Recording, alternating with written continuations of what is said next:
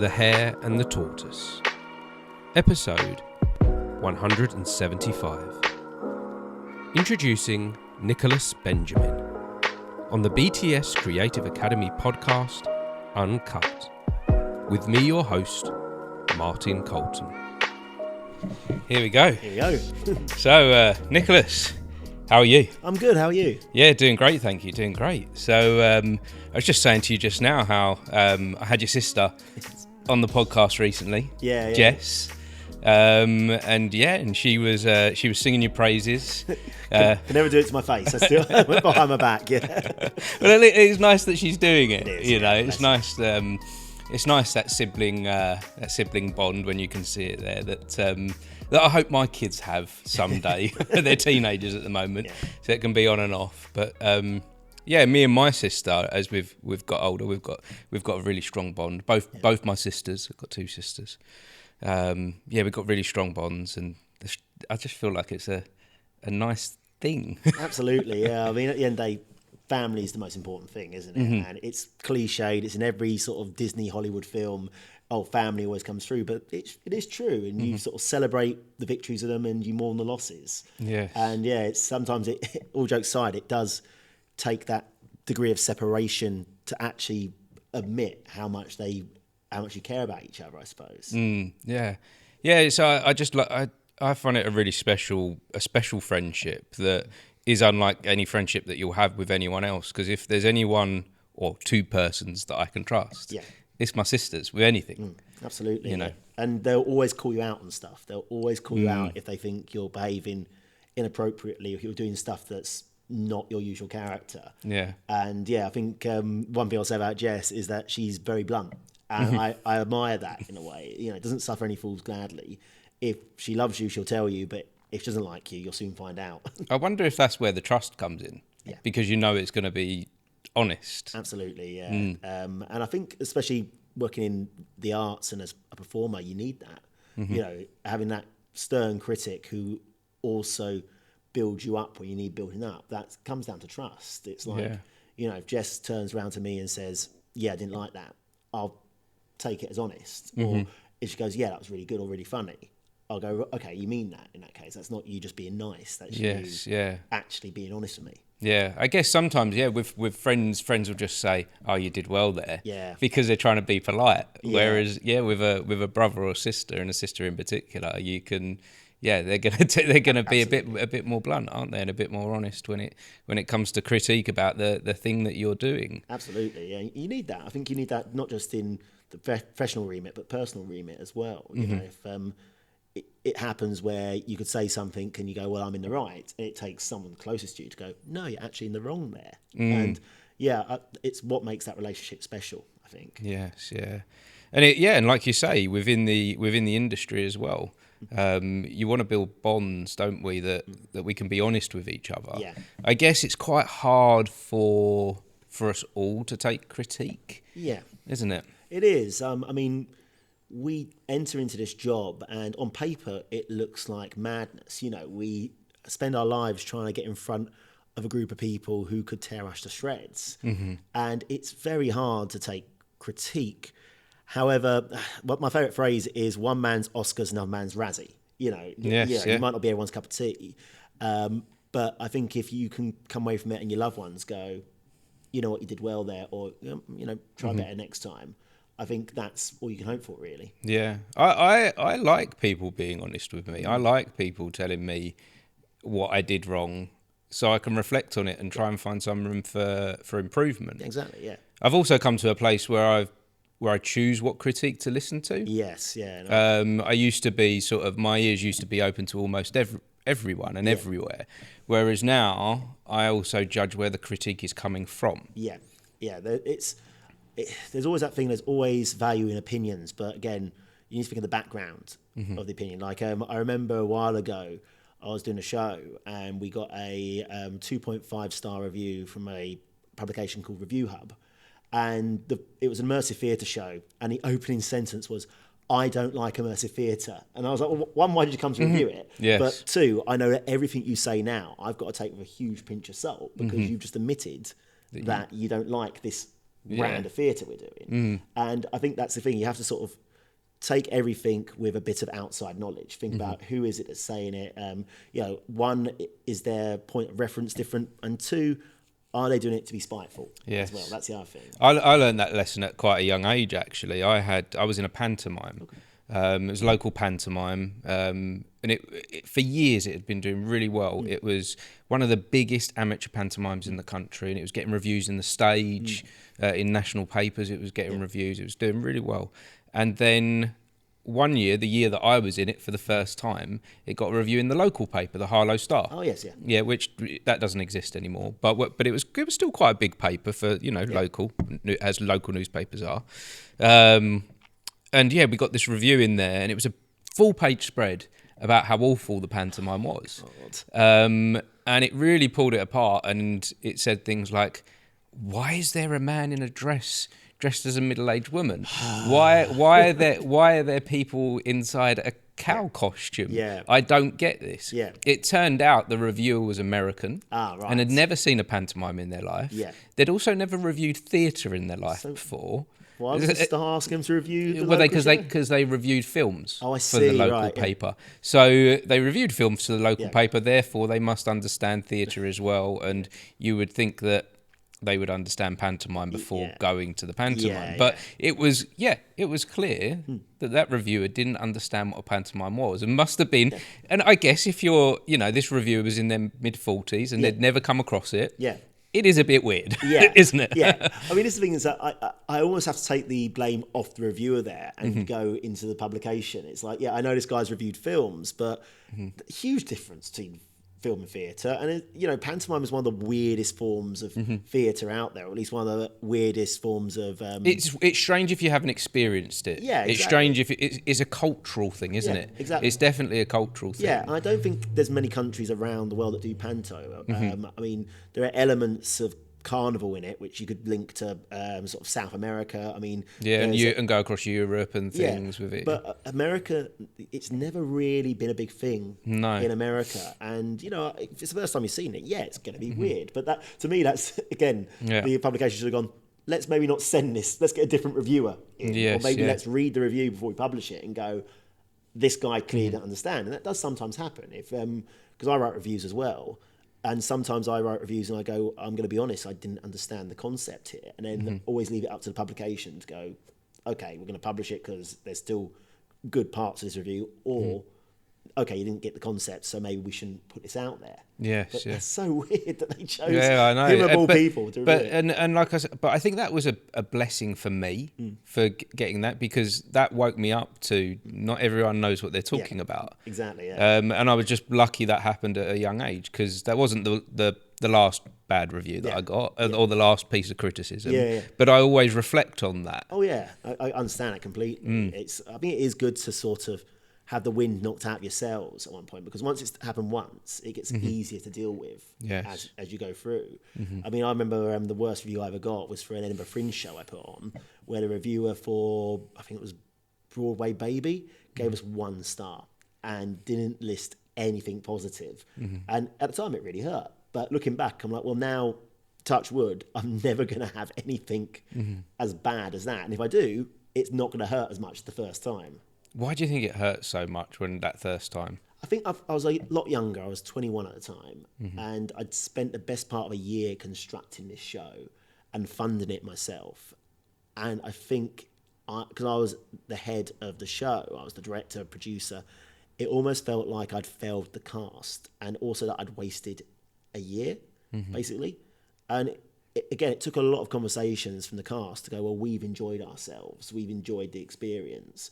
And I remember one person in the cast said, have you learned anything from it? And I was like, well, yeah, I've learned the struggles of putting on your own show, but also I've made mistakes that I probably won't do again.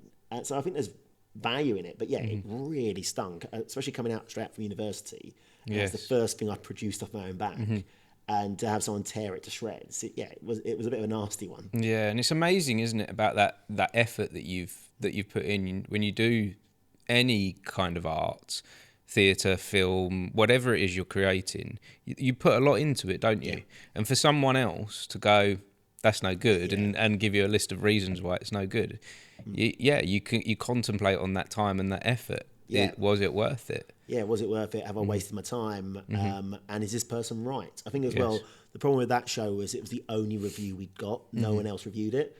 And that's horrible. That really is. When it's just That's the only thing that's going to be hanging over it. Yeah, exactly. And it's a case of that. If you have one that can balance it out, or even one where someone goes, actually, I liked it, you can convince yourself, well, this person liked it at least. But yeah, it's but again, it really sort of gave me a kick up the backside to go, look, this is what the industry is going to be like sometimes, and you either accept it and take the good with the bad, or you back out of it. Basically. Yeah, because there is a choice. Oh, absolutely. You know, you can go, this is too much, the having the critique, and I don't want to do it because of that. I would strongly recommend no one do give up through critique. Exactly, however, it's always a choice, and there's always that consideration as well of why are you doing this? Yeah. That comes into it when you get a review, good or bad. Yeah. Why did you do it for that? Well, like in that time that you were putting that effort in, was you thinking, I'm doing it for a reviewer to turn up to tell me 5 stars? Yeah. Was you doing it, or was you doing it for a different reason? I think at the end of the day, it comes down to enjoyment. I mean, why else would we sign up to this? It's like, the industry, there's no guarantees of success. And you have to invest your own time and your own money. You invest so much yourself into it. If you're not getting enjoyment out of it, you don't enjoy the process, what's the point? If you're stressing to get that 5-star and hoping that people go, yes, this is brilliant, you're the next Scorsese or the next Ian McKellen, then I sometimes think you're doing it for the wrong reasons. So I do a lot of workshops in schools and colleges, and I talk about life and industry. And the first thing I say to them is, the moment you stop enjoying it, get out. That's the only time I'd ever say to someone, bail out of the industry. If you are sat there and you are hating it, why? And even if it's a case of you go away and come back so you can get that enjoyment back, but struggling through and going, I'm going to push against this horrible feeling, I'm going to push against this dislike, why? It's not like you're getting paid. It's not a bad thing to stop doing whatever it is you're doing for a little while. I did it myself. When my daughter was born in about 2008, up until that point, I'd been pushing with acting really quite hard, and I went, actually, this doesn't fit into my life anymore. Yeah. Like the last production that I did just finished an amateur theatre production. I didn't enjoy it at all. Yeah. I didn't enjoy one aspect, and then I've got 2 children all of a sudden, and I'm like, I don't see, I'm giving up all this time. No, I'm done. Yeah. And I had a little bit of a break for about 3 or 4 years, and then I was itching to do it again. Exactly. And it's one thing I always say is, just because you leave something where you go, I'm going to have a sabbatical, I'm going to take a step back, and I'm not going to put a time limit on it. If it's meant to be, you'll come back to it and you'll find that enjoyment. But there's nothing wrong with taking a step back. It doesn't mean you're a failure. It doesn't mean it was not meant to be. It doesn't mean it's not going to happen. Some actors in the world who have gone on to have massive careers didn't come to it till much later in life anyway. Yeah. And there is no time limit on it. That's the thing. There's absolutely no rush. Keep pushing. And I think the mentality of, you must never stop, you must never back out, that's a very unhealthy mentality for people to have, especially when a lot of young actors are coming into the industry and they're told, no, if you love it, you must push through, you must. But again, it's not like the industry pays the actors well. No, you reminded me of that story that we was all told when we were younger, the Hare and the Tortoise. Yeah. The hare that went running and steaming straight ahead had to give up because it was too hard to keep going and going and going. Yeah. Whereas the tortoise that crawled along won the race at the end. He won the race at the end, and I've seen that. I'm nearly 40, and I've just seen that so often with people. Yeah, it's the ones that go slow and steady are the ones that win the race. That story was true, guys. Absolutely. I mean, it's just one of those common tales which actually makes a lot of sense. And the path to. It sounds like I'm doing a Buddha set. The wisdom's coming. But I mean, it is true. The life to satisfaction, the life to enjoyment, and the life to success never did run in a straight line. I'm sure there's examples where it has, but for the most time, you have to find your own path, and that path could be you leave, you come back, or you go around this way, or do something different, and then you loop back to it. And there's nothing wrong with that. And I always say that the actors with the best autobiographies are the ones who have had the most varied journey. Yeah, and that's interesting as well, that actors that have had a great journey, and I think that journey makes them a great actor, because for a long time, again, I reflect on my life a lot and think, when I was really trying hard with being an actor, that was all I was focusing on. And yes, there was other things going on in life, but I was like, this is my only thing is acting. Yeah. But that took away from the substance that I could give to it. I didn't have anything. As an actor, we're supposed to be able to call on stuff, emotions, experiences. And as I started to put that to one side, I think my skill set got stronger. Yeah, wouldn't surprise me in the slightest. I mean, they always say the best roles are the ones where the actor approached it from a lived perspective. I'm not talking about method acting. I'm talking about the idea that you've gone out and sort of worked on yourself, so you come with something more to give the role. One of my favourite comedians, Steve Martin, once quoted himself as saying, "You'll use everything that you've ever learnt in this game." And he used to work in Disneyland as a cowboy doing rope tricks, and he actually used it in the film The Three Amigos. And he had an interest in magic and conjuring, and he's used that in a few films as well. Yes. And I think it just, one, it stops you from going stir crazy having other interests, and two, it just means you can bring something different to the actual role. It's like when I do casting sessions or when I direct, I always find it interesting when the actor comes up to the audition room with an unusual talent or even an unusual interest. I don't even care what it is sometimes. It could be like, oh, this guy's memorised every quote in Lord of the Rings, or this guy has an interest in the history of the football team Arsenal. Yes, like, you'll remember them in a different way, won't you? Absolutely. You'll remember them as a human being, not just as a number walking through the door. Exactly, yeah. And it's one thing I struggle with when I do the sessions in schools and colleges. And I understand it. When I was growing up, the big thing was got to get into drama school, got to get into a renowned drama school. Back when I was growing up, it was RADA. I have to get into RADA, have to get into RADA. Now it's sort of changed a bit. I think Lambda's the big one at the moment. And 9 times out of 10, when I go into these classes where the students are, most of them want to be actors or performers, they say, I'm going to get into Lambda and RADA. And my first question to them is, why? I said, do you enjoy the teaching of the syllabus they're offering? Or are you doing it just because you think you need to? And I say, look, what else do you do outside? Oh, I do this class or this class. No, don't know about the classes. What do you do in your downtime? What's the one thing you like to do? Whether it's reading, listening to music, or playing video games. I don't know. Just give me something that is you. That's not you as the performer, which is you as the person behind it. I think we're bringing up young people to put a lot of value in, say, badges. Yeah. In, say, the whole schooling system, they're being told that they've got to get these particular grades to move forward in life. Yeah. So they're being told they need these certain marks and then they can get these certain jobs. So then when they've done that and they go to the next step, they're like, well, surely I need more badges. Yeah. I need more things to say I've got value. Yes, yeah, exactly. Whereas once you get out into the real world, it doesn't really work like that too much, does it? And I've also noticed within the industry, I have never, ever been asked, what qualifications do I have? It's true. And on the casting side, I can tell you now, I don't care. It's like we've just finished casting an upcoming production for Wuthering Heights, which is touring outdoor venues around London and South England over the summer months. And we asked everyone to bring their CV.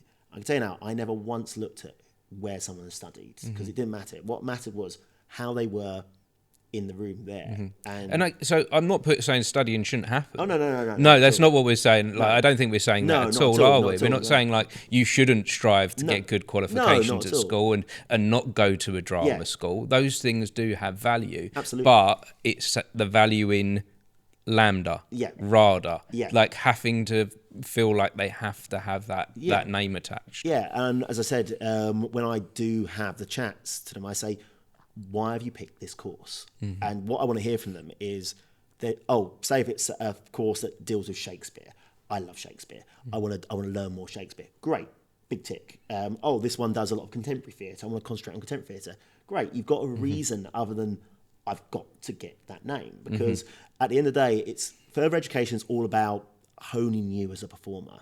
It's not about, as you said, having the badge going, I've gone here, because when it comes to the audition room, I want to see the skills that you've learned. I don't want to have the name in front of me, because I could have the name in front of me and you could not showcase that you've taken on from that institution. You could show that you picked up those skills from that, but you could also not have gone to that thing and shown skills from a different school which are equally on par. So I think, always have a reason. Yeah, me as a director as well.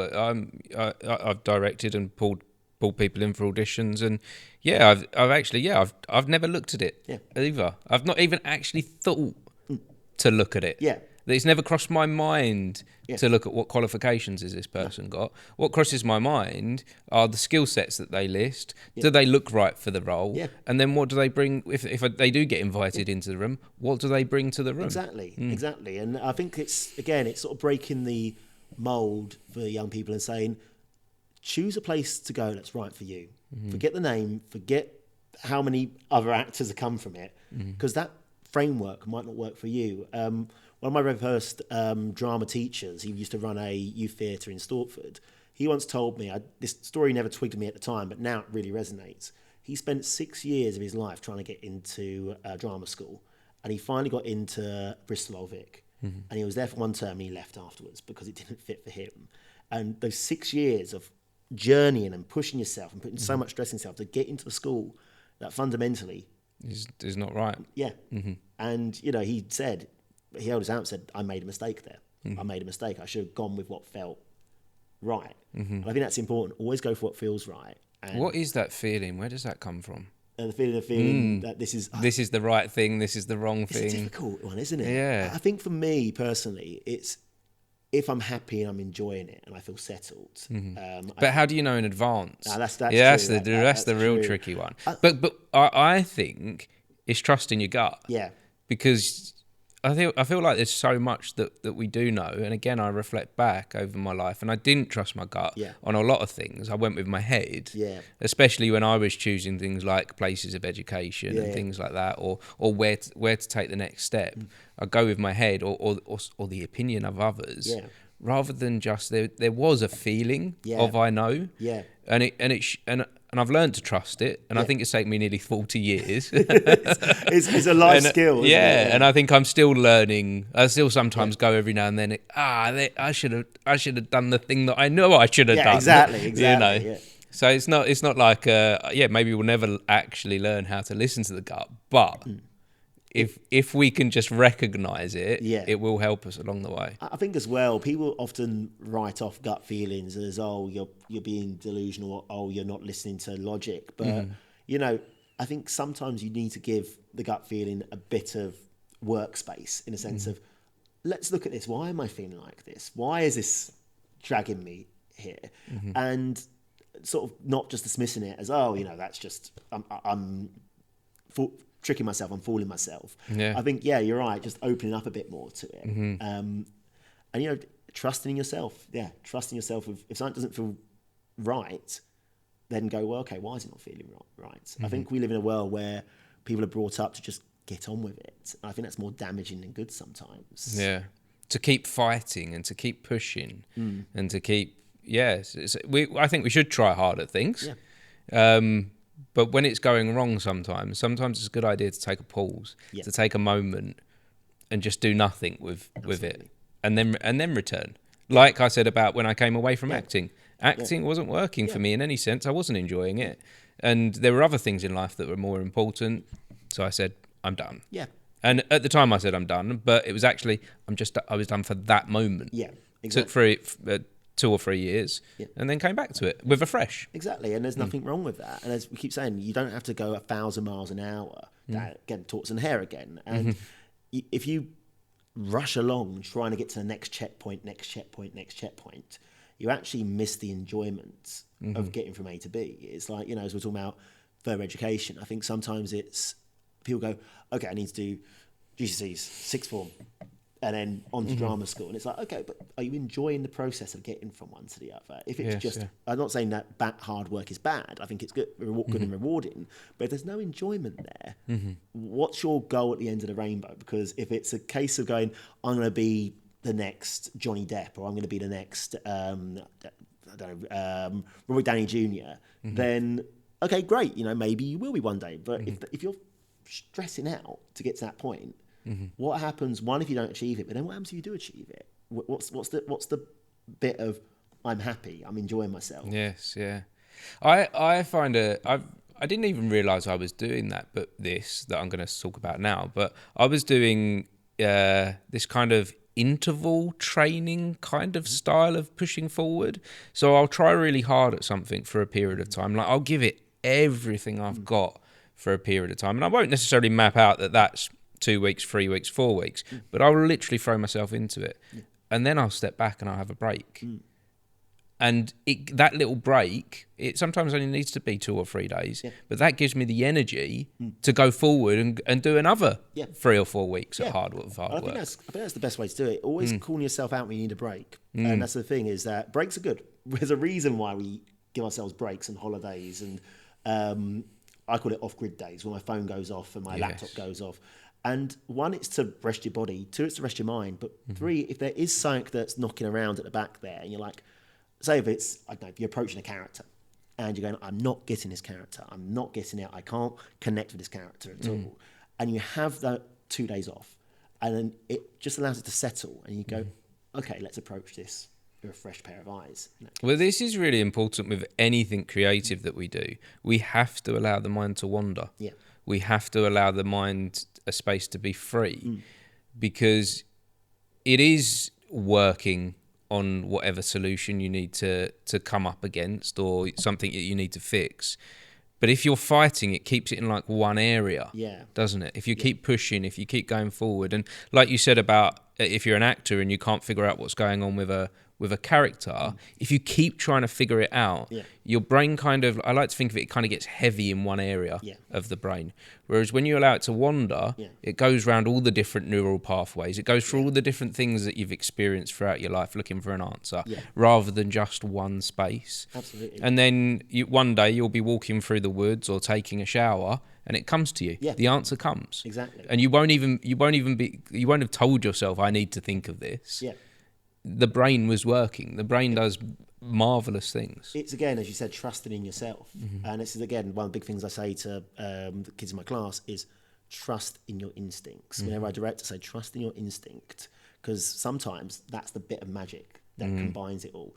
For me, as an actor, when I perform, I always struggle with my hands. This might sound really stupid, but the moment I'm on stage, I go, what am I doing with my hands? What am I behind the back, in the pockets? And it's a case of, well, I'm overthinking it. I'm getting bogged down in this. If I just go, okay, just see what happens, and just go with the flow, I'm more likely to find what the character actually does with the hands. But we have a habit of overthinking a lot of the time, and it comes from putting too much pressure on ourselves, I think. Yeah, so that's interesting. I had a podcast the other day where I overthought it. And I did something that I've never done before with one of these, and that was I wrote myself a little script for the beginning. Oh, cool. It went horribly wrong because I overthought it. I didn't trust myself. I was like, oh, I need to do something to up my game and do something different here. Like I can't keep doing it the way. I don't know why I thought that, because things were working. Yeah. But for some reason, I was like, I've got to change it. Today, I'm going to write a script. Oh, no, actually, I'm going to tell the truth. I did that because other people write scripts. There you go. Yeah. I'm not other people. Yeah, exactly, yeah. I'm doing my thing, my way. Yeah. Just because someone else has said on a podcast, oh, I write a script every time and this is what's working for me. It doesn't mean it's right for you. It's not right for me. I guess I had to do that to discover that. Yeah, of course. I had to have that mistake, that failure, and trip over my words, and not come across that great because I did the script. But it's good you did that, I think. It's good to go, okay, because I think if that was me in that position, I would have that niggling in the back of my mind for the next few podcasts. I'd be like, I haven't written a script. And I think the fact you've done it and gone, I know categorically it doesn't work for me. I knew instantly. Yeah. I knew instantly. Like I was partway through the script. It was on a video. It was a video call one, and I just felt wrong. Yeah. It just didn't feel right. Yeah. And even within that same conversation, I brought it up halfway through. Yeah. I was like, that didn't feel right at the beginning because I tried to change things up based upon someone else's opinions. Yeah. And that's not right for me. Yeah. And it's the most subjective industry in the world where everyone's got their own style, and there's merit in every single style. And it's, again, I think when I was younger as an actor, I was trying to be whoever I looked up to in the industry. Yes. So Benedict Cumberbatch was huge, and I was like, oh, I must be like Benedict Cumberbatch in my performance. And then it was like, oh no, Andrew Scott is now huge. Oh, I must be like Andrew Scott. And, David Tennant. Yeah, but I was realising, well, I'm not like... You're not those people. Yeah. You're Nicholas. Yeah. Like, be Nicholas. Yeah. Like, obviously, that's the thing. We've got to be someone else when we're acting. Yeah. But be someone else. Be you being someone else. Yeah. And I remember, I'm probably not showcasing it on this podcast very well, but the thing that I got told in my very first special performance was someone, you're really funny on stage. You've got good comic timing. And I'd always been trying to be really dark and serious and brooding, like those acts I mentioned. Yeah. And it suddenly clicked to going, well, I'm getting seen for comedy roles at the moment. So maybe I should stop trying to be the Diet Coke version of Benedict Cumberbatch and David Tennant and the knockoff version of Andrew Scott. And maybe I should actually just see who's Nick where this as an actor. Yeah. So who is Nick as an actor? So are you an actor first? Is that what you because I always say I'm an actor first, and then the directing, producing, writing comes afterwards. I've changed my mindset on that recently. But how do you see yourself? That's a very good question. I think for me, I twigged this year, actually, because I've sort of been spinning many different plates over my career. And I realised this year, I always introduce myself as, hi, I'm Nicholas Benjamin. I'm an actor, writer, director, producer from London. I realise there's a reason actor goes first. I don't think it's just because it's first alphabetically. I think it's a case of me going, that's the one I feel the strongest connection with, actor. And I do the other bits and pieces, but I'll always consider myself as an actor first and foremost. Right. And where did that start? Has it been all your life? Has it been... No, I mean, I've gone through various different desires and jobs when I was younger. I think the very first job I wanted to be when I was younger was Basil the Great Mouse Detective. Of course. Of course, yeah. It was either that or a Power Ranger. Yeah. But then I sort of, this is all in primary school, I was then looking at a doctor, lawyer, and I think historian was on the list at some point. And then I did my very first speaking role in a school show. And before then, I was sort of hanging around with my mates who weren't very much the up and out group. They were very much like, oh no, all about PlayStation and TV and not much about performing and putting ourselves out there. And I took a chance on a role in my final show in year 6 in primary school. It was Alice in Wonderland. And I used to love the Disney version of that film, still do actually. And there was one character in it which I always thought was hilarious, and that was the March Hare. Okay. And the way the school did the show is that if you wanted a main part, you had to go and audition for it and sing one of the songs. And the main parts were Alice, Cheshire Cat, Queen of Hearts. I think there was the Caterpillar and the White Rabbit. But the March Hare wasn't listed. And I found this out that he basically had no songs. He was just in one scene. So I basically just went up to the teacher and said, oh, you know, it's my favourite role. And then lo and behold, the next day, because no one else wanted it. And then you got that part. It was mine. Oh, lovely. Yeah. And then I remember being on stage and just I was nervous as anything on the day. Again, being 11 years old and never performed anything before. But I still remember that rush, that pure rush of adrenaline and just joy and enjoyment. And this is when Snap Theatre was quite big in Stortford and Harlow. And they were running... And what were Snap Theatre? Snap Theatre, they were an international company, theatre company. Did a lot of work overseas and a lot of work in third world countries as well, about creating stories and getting kids involved. But they'd always had a base in Bishop Stortford, which is where the company was originally founded. Right. And they'd set up 2 youth theatre groups, and they had a one-day summer class for this youth theatre group. And I remember going along and I signed up for it, did the class, and just said to my parents, I want to give this a go. I think my parents were relieved at that point because they're like, he's not showing any interest in sport. He's on his PlayStation every day. He's watching TV every day. Yeah. They must have thought I was a bit of a weird kid. And I think they're just grateful that I was doing something that was out there. Something in the world. Yeah. And from there... Some direction. It's not, as a me being a parent, it's nice when you see your kids have got direction, whatever that direction may be. Exactly, yeah. And I think as well, my parents always been, we don't mind paying for you to do stuff as long as you stick with it. And I went along to Snap U Theatre. I was there from the age of 11 up to the age of 18. And that's when I went to uni. And again, every show I did with them, I would learn something different or something new.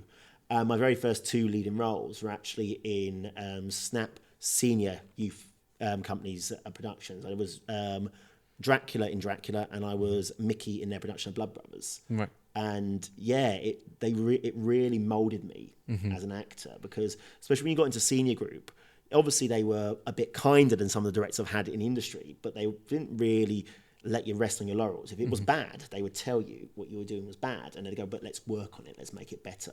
What did that Snap Theatre company mean to you? It was, for me, it was a lifeline to a certain degree. It was, it made me feel like I was doing something, and I was on a path, if that makes sense. It made me feel less like I'm just plodding along and, just in my own little world. It made me feel like I've got something here which I can actually go into. But it wasn't until I was about 13, 14, I actually started considering, maybe this is a career option.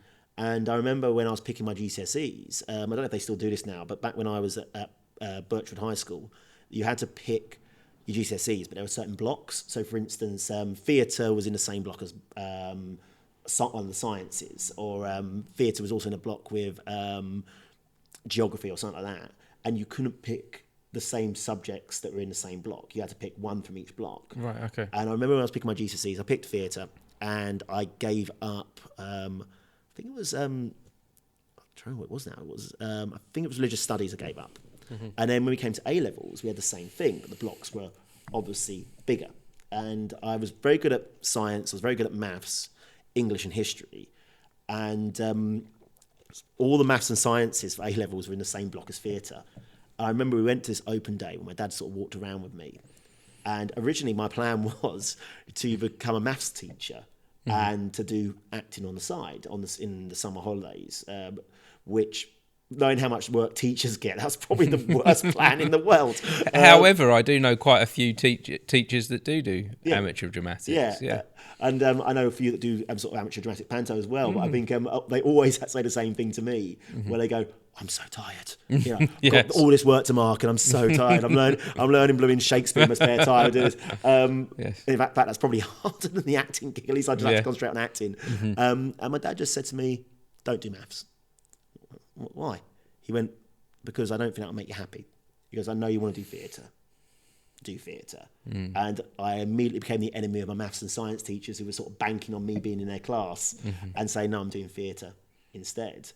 And that was when I was like, okay, this is now serious. This is not just me doing it as a hobby. It was still a big part of my life, but this is me trying to progress. What did that mean to you, having your parents give you the freedom to actually do what you want? Because I know a lot of kids that their parents have said to them, because my kids are teenagers, and they've got some friends where their parents have said to them, you can't pursue this. This isn't a sustainable career. Your life's going to be very difficult going forward this way. It's not for you. You have to do the maths. So you were very blessed. I was very blessed as well with my parents giving me freedom to let me choose. But what did that mean to you to have that choice? The respect that my parents showed there, respecting my decision and treating me as an adult and fundamentally saying, it's your life. And I think that I will never forget that. The idea my parents were basically respectful enough to allow me the maturity to pick where I wanted to go. I mean, my dad always said, so long as you can put food on the table and a roof over your head, and as long as you're happy, that's the main thing. And I remember we went to see Avenue Q for one of my birthdays. I think it was my 17th birthday. Have you ever seen that? Yes, it's one of my favourites. Same here, I love it. And one of my dad's favourites, actually. Yeah. And we sat there, we got to the interval, and my dad saw me looking at the stage. He went, what are you thinking?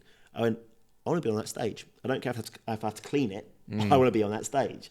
And I think that really sort of sparked him to go. Was it sort of an awakening for you of seeing that performance? Yeah. And there was something that started that night? Yeah. I think, it was just one of those moments where I was like, this is what I want. This is really what I want. And to be fair, I still didn't know what sort of actor I was going to be. I didn't know where my path was going to be, but I just knew that energy.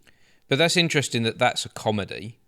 So but then you still was pursuing quite serious acting. Yes, yeah. So your initial spark was from comedy. Yeah.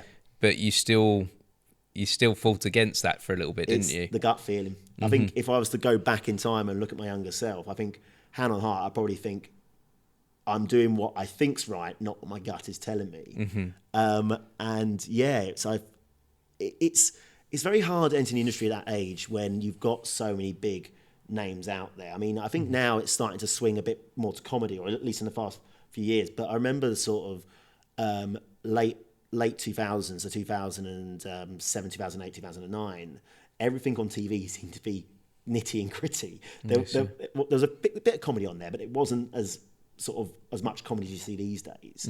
And I think that's what I just thought every actor was. It was like, every actor has the gravitas of this performance. Yes. I mean, one of my favourite actors to this day is James Nesbitt. And I think he really appealed to me when I watched the series Jekyll, which came out in 2007, which was, I think it was Mark Gatiss. It was a modern adaptation of Jekyll and Hyde. Yeah, I remember it. It was good. And I still think that his performance, his dual performances there, I was like, that's serious. Good acting. I never saw comedy as good acting for some reason when I was younger. No. I now take it back immediately. I know how hard it is to do comedy, but I always thought, oh, you're making them laugh. Is that it? Yes, whereas yeah. Back then I was like, no, he's giving his all in his character.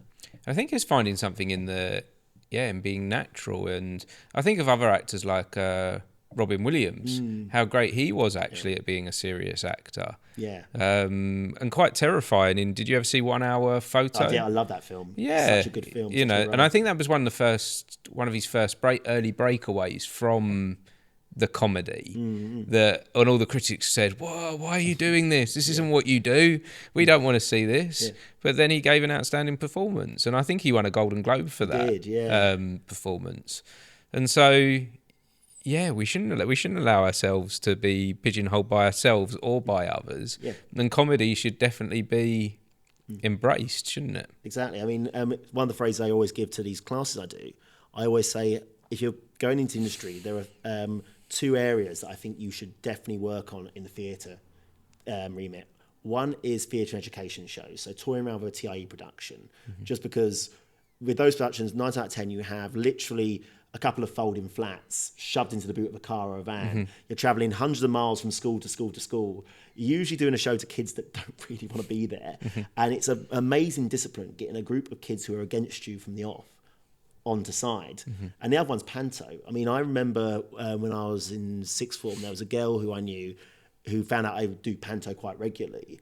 And she looked down her nose at it and went, "Oh, you're only fit for panto." And I was like, do you understand how hard panto is? It's a really hard art form to pull off well.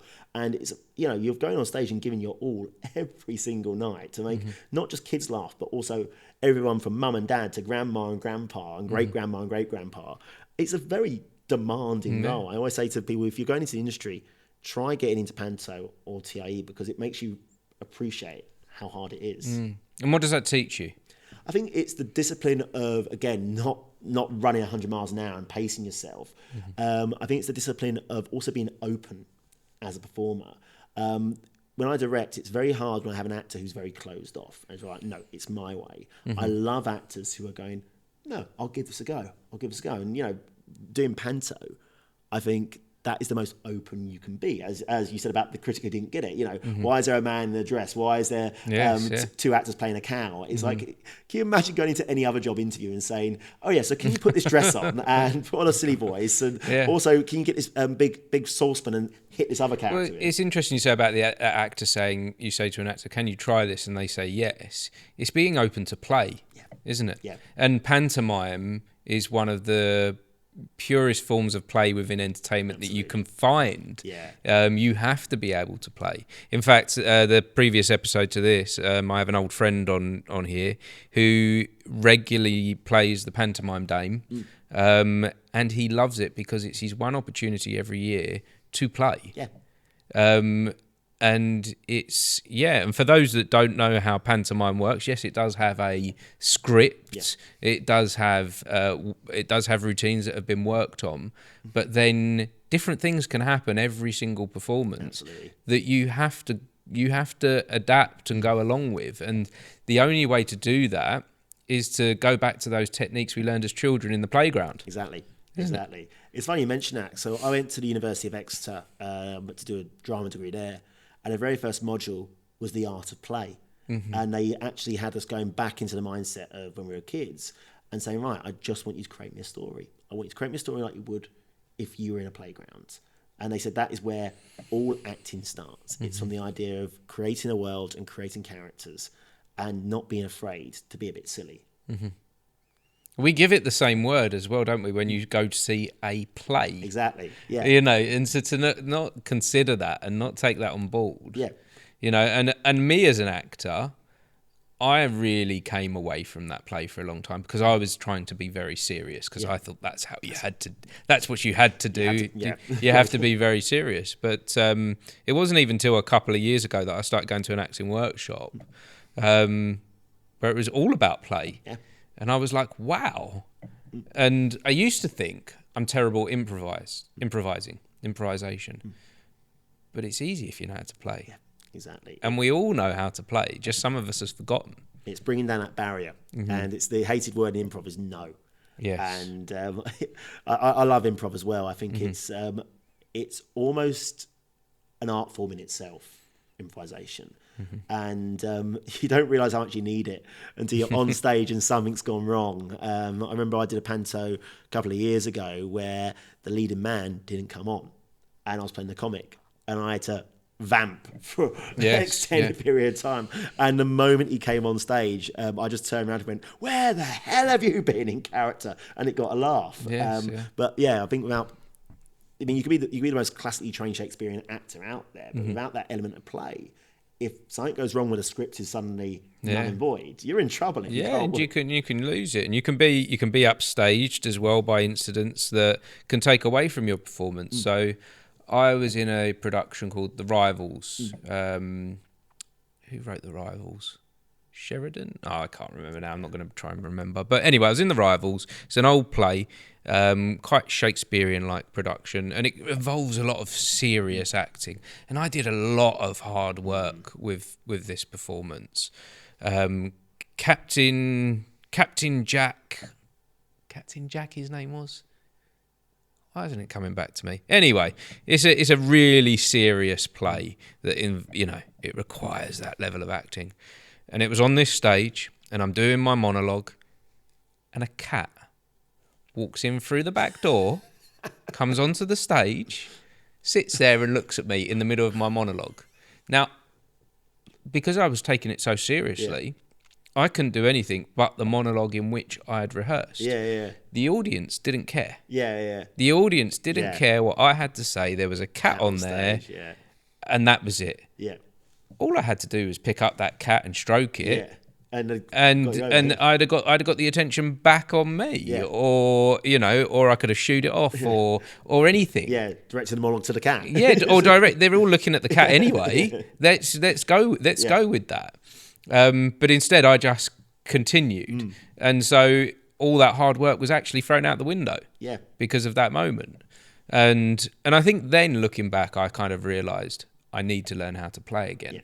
It's power of hindsight, isn't it? It's you don't realise that you've strayed away from something until you look back and go, oh, I could have dealt with that in a different way. I do like the fact that a cat came on stage. If you're going to be upstage, if you're going to be upstage, that's how it's going to be done. Exactly. A cat came on. It was a very pretty cat. It looked like a show cat, and I do believe that it was like one of the neighbours, because we're in a residential area here. That it had actually escaped and wasn't supposed to be out. Brilliant, I love that. And then we put a poster up in the bar area that says, if you see this cat, return it to number 55. Love it. That's brilliant. But yeah, it was a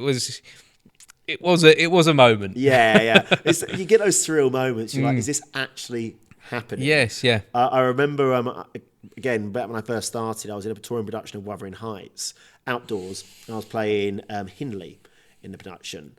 And there was a bit towards the end of the second act where my character died. Spoiler if you've never seen Wuthering Heights. And it was outdoors, and obviously British weather, you can't predict it. And after the interval, the storm clouds started to come in, and we're in the middle of a big old manor estate. So beautiful location. I'm dead, lying with my head off the side of the stage, and the heavens open. And suddenly I hear this guy in the front row laughing his head off. He goes, I feel so sorry for him. And I started laughing. I'm like, I'm meant to be dead, but I'm like, no, this is just beyond the realm of ridiculous. We have to be in the moment as well, don't we? Yeah, exactly. We have to submit to the moment. There's all that hard work we do building up to a play. But if you just go with the strict regimented rules of what that was, that's not how life works. No, not at all. It's going to throw you some curveballs, and you've got to be able to catch them. Exactly, yeah. I remember I had a teacher once at uni who, as I was doing my monologue, he was like, okay, make me a cup of tea.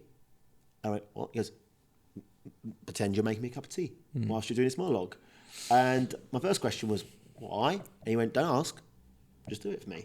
And I had to do this monologue from King Lear, Edgar's speech. I heard myself proclaimed whilst making him a cup of tea. And every time I go over and lay the tea down, no, make me another one. And I have to go back and do it again and again. And he went, I'm looking to sort of break the mould a tiny bit. I'm looking to stop, because I think sometimes when you rehearse a monologue too much, it can sometimes be a bit like autopilot. Yes.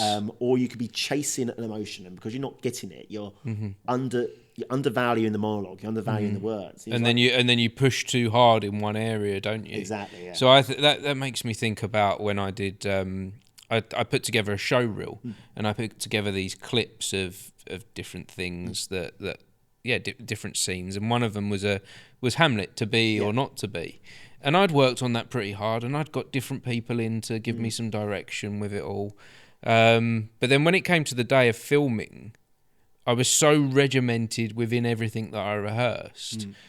When I watched it back, it was so overly tense that the value of the speech had gone. Yeah, that's what I have, tension on stage, especially when you're pushing that. Whereas if you can do something like let's do to be or not to be whilst making a cup of tea. Yeah. It will take away from that tension. It will take away from that overthinking. Yeah. Because it will break the cycle of where it wasn't going right. Yeah. One of my teachers, again, same teacher, made me make the cup of tea on stage. He went, "You're acting. I don't want to see that. I want to see." Who wants to see acting? Yeah, exactly. I want to see you living in the moment with this role. I want to see that barrier brought down for me. And yeah, it's the hardest thing to do. And I think, especially when you're starting out, and again, going back to, if you're trying to be something that you think you should be rather than something you need to be, I think it's detrimental. It causes that tension. It causes that push, straining. And this is another reason why I'm not a huge fan of method acting as well. I know there's some actors in the industry who use it to great effect. I think it's a term which is often misunderstood. Yes. I think a lot of people go, I must live like the character. So this character is a 12th century outlaw. I must not bathe. I must only wear clothes made of hemp and learn how to wield a sword. I'm like, wield a sword, I understand. But the other two, is it really necessary? It's like... Yes, yeah. I've seen some really bad method acting over the years. In fact, I've seen it so bad it destroys shows. Now there's someone that I know that pushes the method acting to the point that everyone around them hates them. Everyone. Yeah. They work with someone, they never want to work with them again. No one in the audience is enjoying the performance from anyone because this one person is overtaking because they're 150% in the emotion. Yeah. And that when they push it to those kind of extremes with the method acting, you can see the acting. Yeah, exactly. Yeah. I think there's some areas where I get why I do it. Like Cillian Murphy did an interview a while ago, and he was talking about his character on Peaky Blinders, and he said he never drops accent when the camera starts rolling. I kind of get that because he's doing an accent that's not his own, and he doesn't want to lose that lose that train of thought. Yeah. And so that's quite important. But if you're playing a character that's an arsehole, and then go around in real life being an arsehole and just excuse that on the fact I'm method acting and therefore I've always got to be an arsehole. Yeah, it doesn't work like that. No. And if you've got to do that, you really have got some work to do with your acting techniques. Absolutely. I think it's also the discipline of knowing you're not the only person on stage or on camera, and if you go around making other people feel uncomfortable, you're destroying that layer of trust there. And on some, especially if you're playing a nasty character, I've played my fair share of nasty characters, and there has to be that level of trust, which is I know when to stop, but I also trust you as the person I'm on stage with, on film with, to tell me if I haven't stopped in time. So I've done a few where I've played characters who are either torturers or really nasty pieces of work, and I always do a safety check-in with the person I'm performing, which is, look, if you feel uncomfortable at any point, stop me. I will make sure that I check myself, but I'm also trusting it. If I've not spotted something, you're going to be there to go, look, can we stop here? And that level of trust is so important, especially if you're performing as a character, which is a nasty piece of work. Yeah. A lot of productions have started to bring in coordinators, whether that's productions in theatre or in film. Yes, yeah. I'm not sure of the correct term. Is it intimacy coaches? To make sure that we're not crossing those boundaries of we are real human beings playing a part. So therefore it doesn't mean that we can just put our hands wherever we like because the character would do that. That's still a human being that we're playing with. Well, funny you mention that, because that's another sort of area I've looked into, is intimacy coaching. I was on a production of Dead Man Walking, which was have you seen the film version? Yes, yeah. So they've made it into an opera as well. Right, okay. And I was in the Welsh National Opera version of that. I always find it funny when films like that are such an important film in cinema, and then it's being transferred to stage, because to me, I go instantly, that's a film that filmmakers watch that encourage them to become filmmakers because of the techniques. Exactly, yeah. So then when it crosses over to stage, and I'm like, how does that work? It actually worked surprisingly well. It was the operatic style really kind of suited it, and they did some really clever things with the death row sequences. Like, there was a bit that always sticks out in my mind where they had the very first interview scene between the nun and the convict, and they had this scaffolding above it, which was like the other prison cells.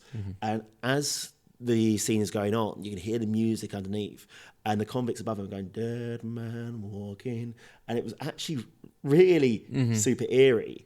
The start of it was where my character came in. So I played the brother of the main character. So Sean Penn's character in the film, he mentions having a brother that you never see in the actual film. I played him, and you actually saw the attack that these two brothers carried out on their victims in the opera.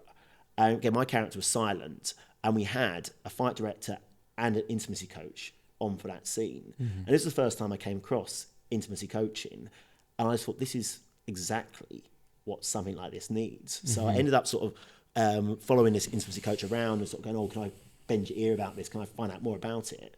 And he gave me quite a lot of techniques, and I've started to bring that into my work. So in the theatre shows that I've directed, I've acted as an intimacy coach on them. I've also acted as intimacy coach on a few films that I've been in as well. And spent a lot of time speaking with other coaches as well to sort of work out, okay, how do we create this scene and make it look good, but at the same time make sure everyone is safe. So why do you feel it's important to have these intimacy coaches?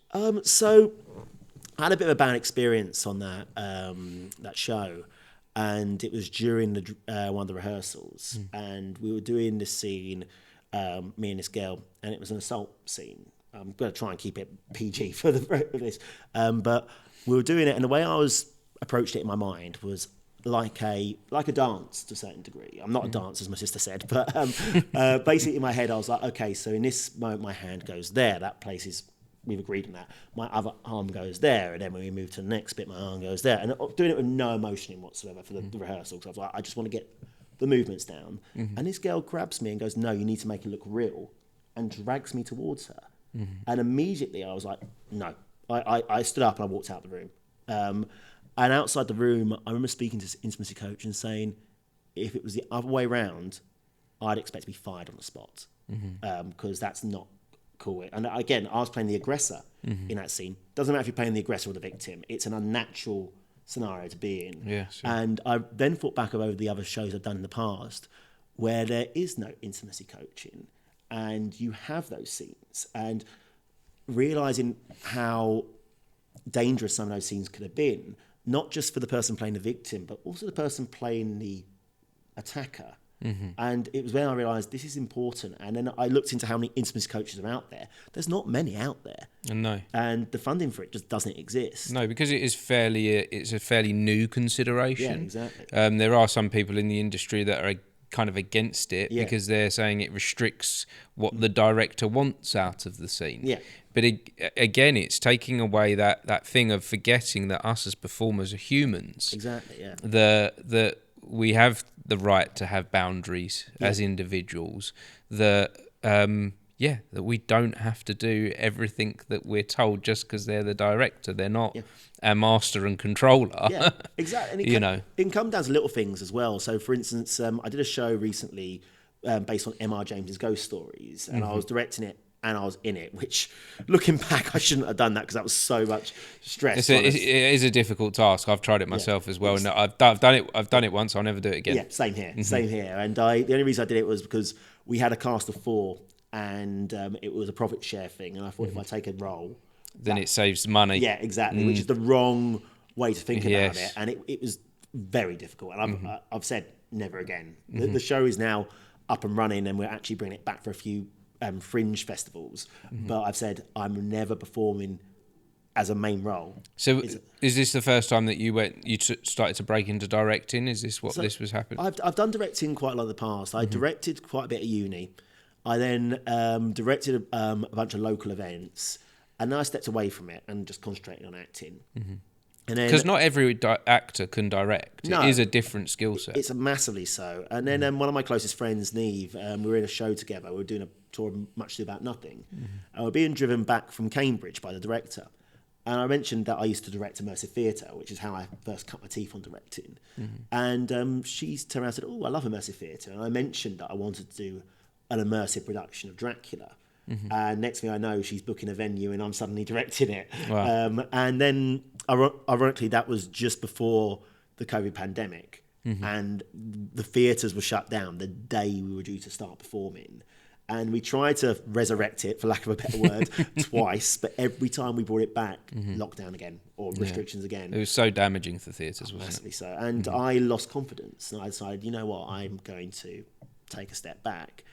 Until 2 years later, on my birthday, I get a message from my friend Neve going, oh, it'd be lovely to go out for a meal on your birthday. My treat, I'll pay because it's your birthday treat. Went to a really nice restaurant in London.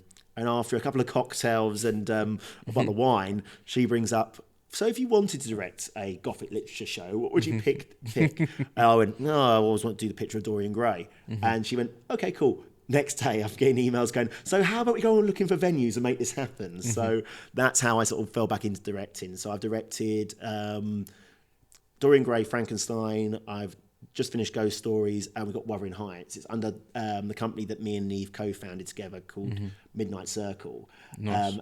Wuthering Heights is my swan song for a bit for directing, simply because, one, I want to go away and learn some more techniques. And I think I can only do that if I actually go and work with other directors as an actor and go, okay, I like this. Okay, perhaps I can use some of this. 2, this will be my 4th show in fairly quick succession that I've directed. And I don't want to lose the love for it. I want to take a bit of a step back so I can come back to it with fresh eyes, like with you with acting, and go, I'm enjoying this again. That's how I got into directing. It's been a bit of a crazy ride in that regard. Was never expecting it to become such a big part of my life. And yeah, with the intimacy coaching, I just realised that, yeah, as a director, you need to take this into account. And as a director, you can always get the image you want. It's just approaching it from a different.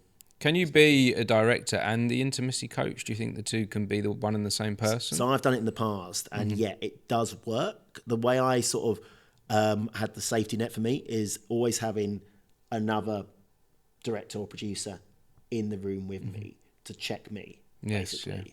With Wuthering Heights, we're calling a separate intimacy coach because it's getting a bit darker with this one. Wuthering Heights got a lot of dark themes in it anyway. Yeah. And because I'm going to be so focused on directing, I said, right, let's get someone in. But little techniques that really work. So I always say to them, okay, when we're blocking through something, we treat it as a dance to start with. I don't want any emotions. I don't want any character. I want it to be almost marionette style of this is the movement, this is the movement. All movements are pre-agreed before we go into it. Yes. I used to say, right, hand, is it okay there? Is it okay there? Okay, this is where we're working with, basically. On the last show, one of the other guys I worked with, Miles, though, showed a really good technique, and it's called the traffic light system. And you basically do a body scan where you go through each part of your body, and you go from red, amber, or green. So green is, yep, fine to touch. Amber is, check with me before you touch there. Red is a clear no. And it can be, it's not just, obviously, stuff where it's an uncomfortable situation. It can be stuff to do with injuries as well. So, for instance, with Ghost Stories, I was having massive back problems at the time. My back was seizing up. And there's a bit where I get my character smacked on the back. Yes, so I've had similar things as well, where I had pains in my feet, and that wasn't taken into consideration at all with the shoes that I had to wear, and so my pains in my feet got considerably worse because of that. Yeah, and it's just with the traffic light system, you go. So if it's the feet, you're like amber. Yeah, ask me before you do anything. Yeah, let's work on it. Yeah. Let's not just put on any shoes that just look right. Let's find a couple of different shoes. Yeah. And as an actor, you have the right to feel comfortable on stage. And it's like when I direct and I do really intense scenes, I will always say, okay, everyone out of the room, apart from the actors, myself, and usually one other pair of eyes, whether it's a co-director or a producer. And again, no one else in the room until this scene is blocked in a way that we're comfortable with. Because when there's other people in the room, you can sometimes feel, oh, I have to do it. Yeah. And it's not right. Yeah, I've never worked with an intimacy coach. I've never had them involved in any production. I've done theatre or film. I've never had them around. I would like to think an intimacy coach gets to talk to you one-on-one beforehand, because you might not be open to telling the world that this is things that are that I've got pains in my feet, or this is an area of my body I don't like being touched, or so you might not be able to reveal that in a group. Yeah, exactly. But one-on-one, and then that person responsibility should be to look out for you. Oh, absolutely. And it's, as I mentioned, it's creating that trust. Do they do that? So when I direct the scenes, there's a moment of one-on-one, or if it's you and a scene partner, because sometimes I think it's important the scene partner knows as well. Yes. And it's about broaching it with them in the room and saying, because again, if they tell me, that's one thing, but then if the scene partner goes, okay, so it's a hair grab, for instance. I know a lot of actors who don't like having their hair touched, myself included, and it's a case of going, right, I'm just saying this, so you're both in the room, you both know where you're working with, these are your parameters, but I think it's important to get the rest of the cast out. Yes. And also it's about having the trust between the people involved in that scene, because these scenes where it is intimate or where it is uncomfortable, you don't want that to show to the audience. What I mean by that is if it's uncomfortable in the script, great. However, there's a difference between being staged uncomfortably and being uncomfortable in real life, and audiences can tell between the two. They can either go, the actors that wasn't acting, that was the actors actually being uncomfortable. They can go, oh wow, they performed that scene so well. And it's important to have that one-to-one, I think. Is there a downside to having, say, an intimacy coach some people might say they were over-analysing things? Yeah, it's a difficult one. I mean, because it's so new, it's always going to have the old guard going, no, we never had this back 20 Back in our day. We just used to touch wherever we like. During the war. Yeah, we used to grab them if we wanted to grab them. And I mean, going back to very briefly talking about the 1960s, 70s, you read so many autobiographies from the big actors there, like Richard Harris and Peter O'Toole, and you're like, how did they get away with this stuff in one day? Yeah. But I think there is with intimacy coaches, yes, there are dangers there, as if you had a bad fight choreographer, he teaches you something which is a bad habit, and next thing you know, you're injured. You can also, with intimacy coaches, have that where you get the wrong intimacy coach on, and they go, well, no, this is fine. You could just power through it. Although this is acceptable, and it breeds the wrong sort of qualifications, the wrong sort of methodology. Yeah. And I think when something is so young, when something is still in the early stage of development, all it takes is one or two people to put the wrong message out there, and it can tarnish the entire. Yeah, and I guess actors are, a lot of us are quite sensitive. Yeah, exactly. And if we lean too much into the sensitivity, do we run any risk of taking away from like the art form? Yeah. Like if we start to go, oh no, I can't do anything. Yeah, and then it's going back to that not being open to play. Yeah, I think there's definitely a balance there that you can strike. I mean, with intimacy coaching, I think it's not about I'm uncomfortable with everything. That's the wrong thing to focus on. I think it's going, this is the remit it is there for, and this is the remit where, for instance, with play, for instance, when we were kids, there was always a line that we knew, don't cross this line. There's a difference between play fighting with swords and hitting your mate in the face with your head. Yes. And I think it's, again, going, this is what this is for. It's not as a get out of jail free card of, I don't feel comfortable going on stage and performing that song tonight, or I don't feel comfortable doing that monologue tonight. It's like, well, why? Is there a reason? No, I just don't. I think it's making sure it's not open to abuse. It's going, and it's the trust. It's, as a performer, you have the responsibility to voice when you feel uncomfortable, but you also have the responsibility to realise that there are certain things which is expected of you, and that is basically go on stage, do the monologue, if that makes sense, or go on stage, do the song. When it comes to physical contact, that's something get in a different sphere entirely. Yes, yeah. And that's interesting about that, if we don't feel up to doing it, because we are living in an age where mental health is a bigger consideration than it's been before, which it is right to have it as a consideration. But what happens when you're doing a production and you've got a whole cast and crew and a whole audience behind you or waiting for you to go on, but today's just not your day? Does that mean that perhaps this isn't the industry for you? I think that's a very good question. This industry is the most dangerous for mental health, I think, because you're putting yourself out into the big wide world with people who are there to scrutinise you, and it's a tricky one. It is a tricky one. I think, again, it comes down to responsibility. It's the responsibility and having the comfort to say, I'm not okay, and doing it in advance, where it's not a big Stephen Fry moment where you're meant to be on West End, you disappear into Barbados, wherever you went. It's about having the moment where you go, I've got a support network around me, that if I can't go on stage, I know that I'm going to be supported, whether that is my understudy is going to come on, if it is the directors can help me.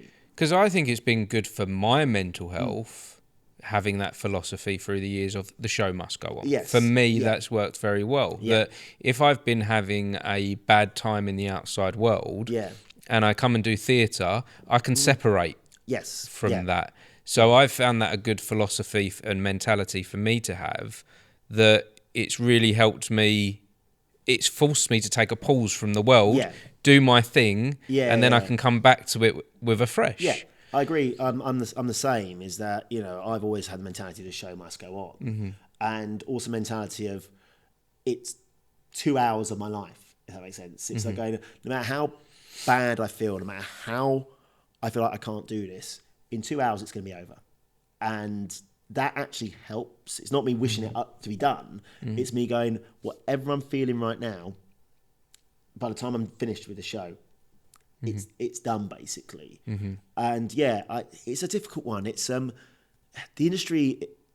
It's a minefield of mental health issues as well, and it's no surprise that a large amount of the artistic population have their own demons they're battling.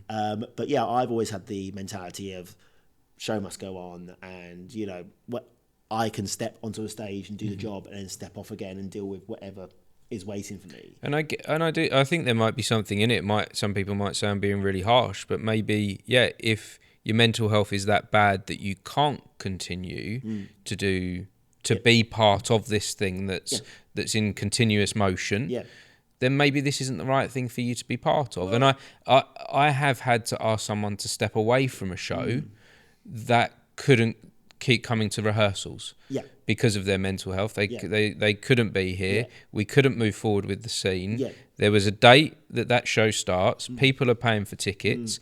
I'm making, that's my business. If I don't get them bums on seats, I can't pay my rent. I can't feed my children. I can't, the list goes on.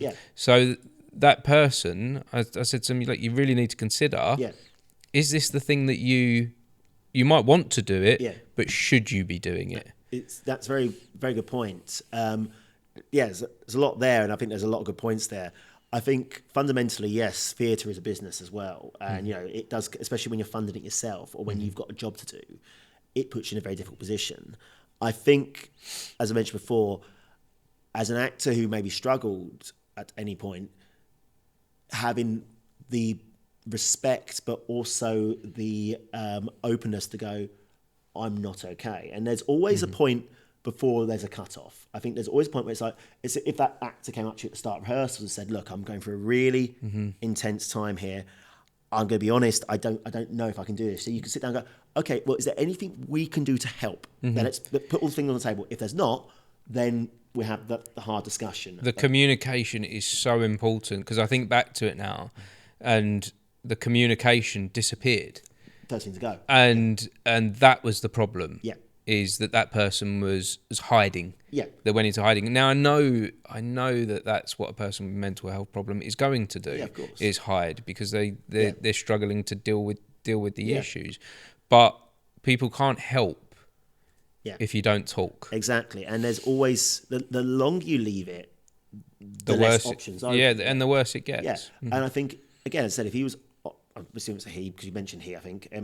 I'm trying not to say. But if they came up to you and said, look, start rehearsals.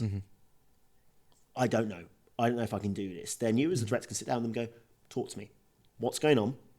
Is there anything we can do? Where it is a case of decreasing your role, where it's a case of you only do half the shows and we get someone else to fill in, or is it a case of that we go separate ways? There are options, because they leave it to the last minute. I had to make a choice. Yeah, and it was a case of that was a one-sided choice because they left you with no option but to make a one-sided choice. If it's early enough, you can make a joint choice. And I think what you said, and there's a reason that I wanted that person involved with the show in the first place. Yeah, because they had something to offer. Exactly, they had something to give. Yeah. So making that choice to say it's not working is a really difficult thing choice to make. Absolutely. And the last choice that anyone wants to make if you're involved. And I've been there myself as a director where I've had to make an incredibly difficult choice. And it's, and it all comes down to the fact is if I'd known earlier, if there was room to talk, then this could have been sorted. And it's no director likes doing it. But I think the way you phrased it at the end is perfect. It's going, you might want to do this, but can you do it right now? And is it good for you to try and do it right now?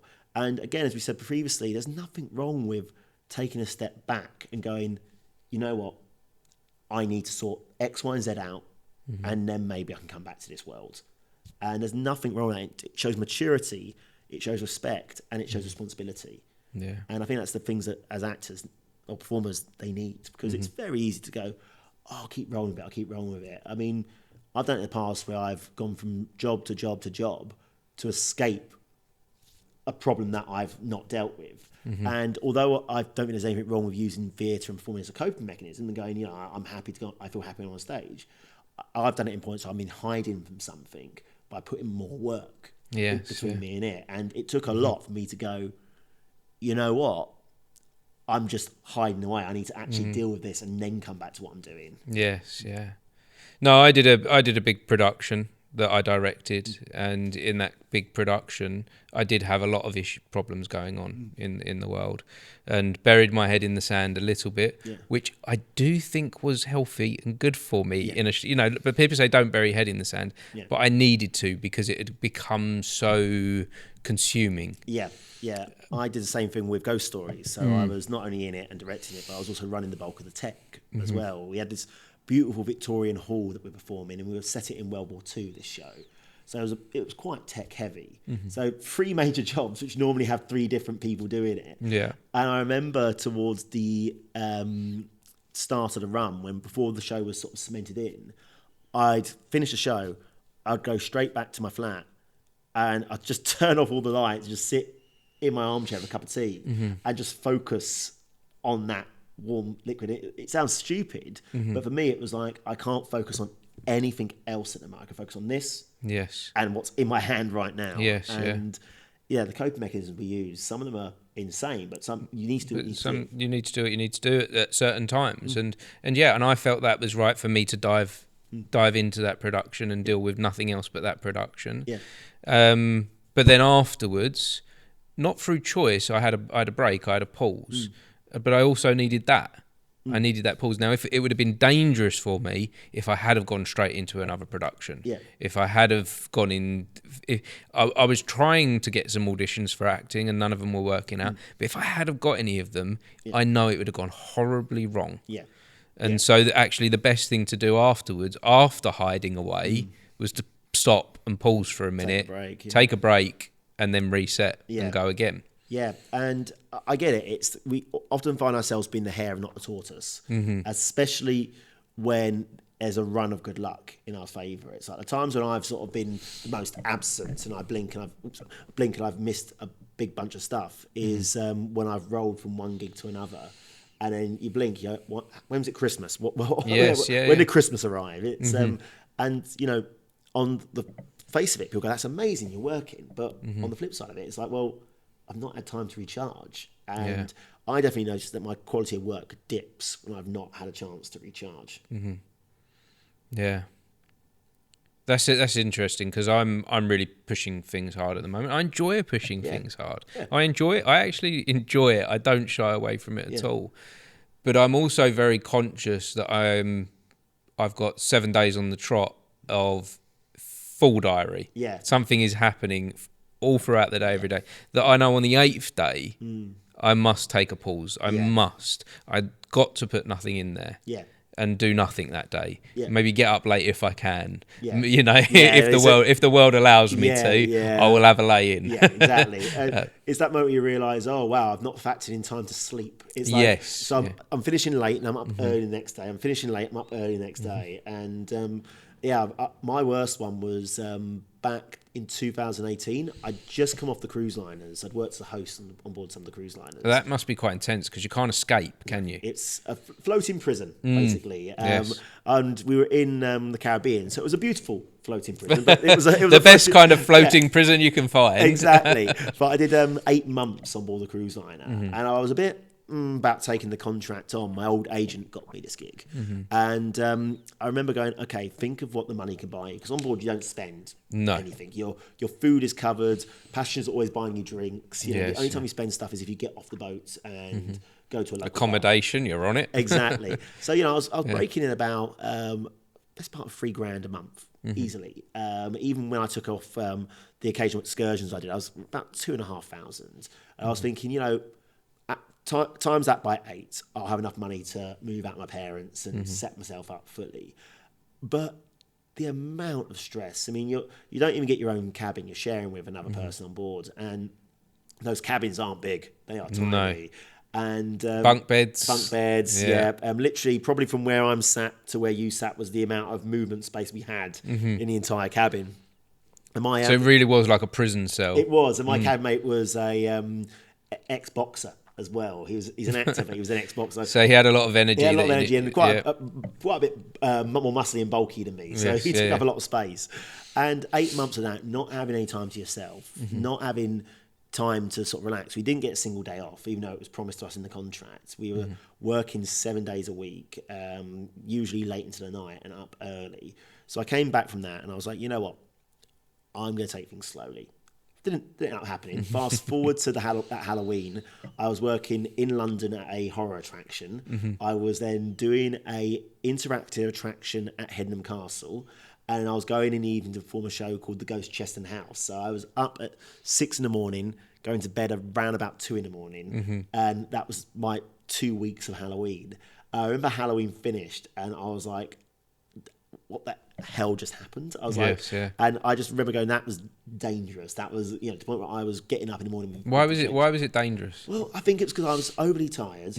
My mental health was going left, right, and all over the place because I was basically medicating on caffeine to get through it, and just stretching myself to the absolute limit, to the point where my rest of my life, forget about having relationships or time with the family or even sorting out life admin like paying off bills or anything. I was just living from performing, 4 hours sleep, back on. And at the time, I couldn't even see that there was a problem with it until I stopped and realised just how tired I was. And then on the 1st of November, I pretty much went to sleep after the show came down on Halloween at 2 a.m. And I remember waking up at 5 o'clock the next evening, and because your body forced you to have a rest. And it wasn't like I woke up, it was literally like bang, lights out, and blink, oh, it's 5 p.m. on the 1st of November, to the point where my parents apparently had been checking me to make sure I was still alive. But I mean, it was. So was there anything, did you get anything good from the cruise ship? Was there any good takeaways? The travel was good, and I love travel, and seeing that part of the world was amazing. I learned a lot about my hosting style and presenting style, and realised.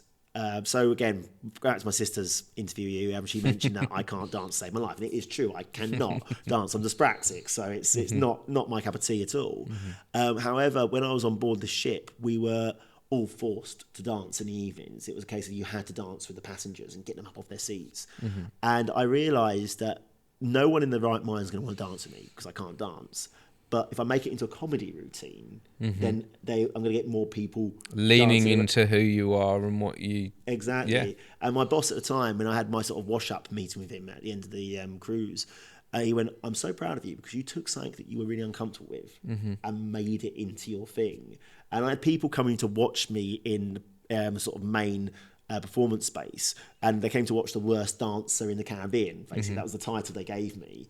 And I went with it, basically. I thought, people are laughing, that's fine. I'm going to ham it up. I'm going to make it even more ridiculous. So even through all that difficulty, you really found something quite positive within it. You really started to... That's a part of self-discovery, and that's quite a big thing. Yeah. Even if it was a real big struggle at the time. Yeah, and I think as well, I learned not to be a yes man. Because when I went on board, it was like, oh yeah, no, I'll do that. Yep, no, I'll do that. And by the end of it, I think it was being overtired and also had my own space. It was like, you know what? No, I'm not doing that. No, I'm not doing that. I'm not happy with that. And that served me well going forward, being a person that goes, you know what? No, this isn't right. Or no, I'm not comfortable with that. Or no, I don't want to do that. And that's very difficult as a performer, isn't it? Because you do want to please as a performer. I think most performers have that in them to start with. Yeah. There is this sense of wanting to please, and by doing that, you have to say yes. Yeah. But if you say yes too much, you're not protecting yourself, are you? You're not looking after the thing that you do. Yeah, exactly. And I think as well, again, it comes down to responsibility and respect. A director should respect you saying, I don't want to do this. Yes. And it's your responsibility to say why, I think. I'm one of these people that is, give me a reason why first. Yes. Never just say, not doing it. Tell me why you don't want to do it. Yeah, see, I had an interesting one. The first time I really realised as an actor, I said no, but I realised how important it was. I had a director that I looked up to ring me. I'd been in one of his films, and then he rings me up and he says, in this next film, I've got a small part for you. That's great. But I'm going to need you to do me a favour as well. I was like, okay. He's like, I'm going to need you to also drive the bus for me. Yeah. And I was like, what? He was like, yeah, we can't get a bus driver and it's going to cost too much. We've got the bus, so that's all right. Your insurance, that'll be all covered. But yeah, you got to turn up and act and drive everyone else around. And I went, okay. I put the phone down. Within about a minute, I was like, that's just so wrong. Yeah. That's just not, no. Yeah. No, I am not a bus driver. I rang him back up and I said, I'm sorry, I'm an actor. Yeah. You want to employ me as an actor, I'm here. Yeah. But I don't drive the bus. Yeah. And I didn't feel like I could actually work with him again after that. No. Because he obviously saw me as someone that just says yes. Yeah. So therefore he is going to use me. Yeah, exactly. And it's important to draw that line in the sand. I don't mind doing a favour for someone. However, that favour has to be reciprocated further down the line. Like in this tour of Much Ado About Nothing that I mentioned, the director who was running the company, he said, I need to get over to Cambridge to do some flyering. And I went, well, my parents live in Bishop Stortford. It's not a million miles away. And two of my closest friends live in Royston, which is not far away from Cambridge at all. I can kill two birds with one stone. I can do some flyering, go over see them for dinner and a couple of drinks. So I took a bunch of flyers, spent the day flyering, got back, didn't think much of it. And then fast forward to the performances in Cambridge, we finished late and I realised I'm going to have to get a taxi back. And this guy went, I'll drive you back. And it was well out of his way. He added another hour and a half onto his journey. But as we were driving, he went, you do favours for me, Nick, I do favours for you. Yeah. And I'm like, that's fine. But when someone is clearly using you to because they've got nowhere else to turn to, that's wrong. It's absolutely wrong. Yeah. It's like, and a key point there, he said, we haven't got enough money for the bus driver. It's like, well, you've got enough money for a bus. Yes. You can afford a bus driver. Yeah. Yeah, it's that making sure that you're not being used. Yeah. It's good to do favours for people. It's good to look out for other people. It is good to say yes for other people when there isn't anything in return. Yeah. But not to the point that it's going to do damage from you and take, time is precious. It is limited. Absolutely. Yeah, we might forget that from time to time, but we're not going to be here forever. No, exactly. So yeah, the time is precious, and and it maybe I started saying no a little bit too late in life. I think I said yes far too much. Better late than never, though, eh? But yeah, whereas now I know when to say yes and I know when to say no, sorry. It's like the way I look at when I get offered gigs. It's like, so some of the work I do is not paid. And I always think of it as the top three. One, is it paid? Okay, if it's no, that's fine. Two, is it going to be good for my career? So is it going to put me in contact with the right people?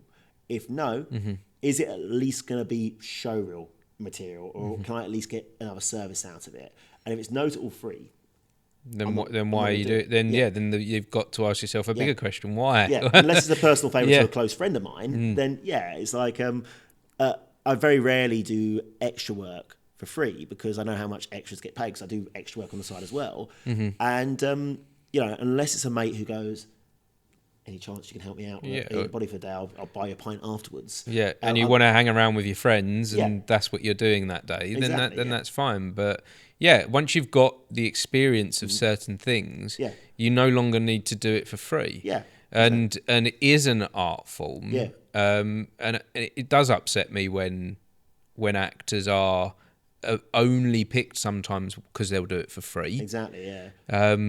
Because you have to work hard on this craft, and it's the same with musicians as well. Oh God, yeah. When they're asked to turn at a pub for experience, while the pub's taking all the money behind the bar. I'm more sympathetic when I know there's no money changing hands, but when it is definitely money on the table, I'm like, no. It's really hard in the, let's say, independent film world. Yes, absolutely. Now, independent film world, the money exchanges hands at the back end. Yeah. So there'll be, on the day of filming, there'll be no money. Yeah. On the day of it in post-production, there'll still be no money.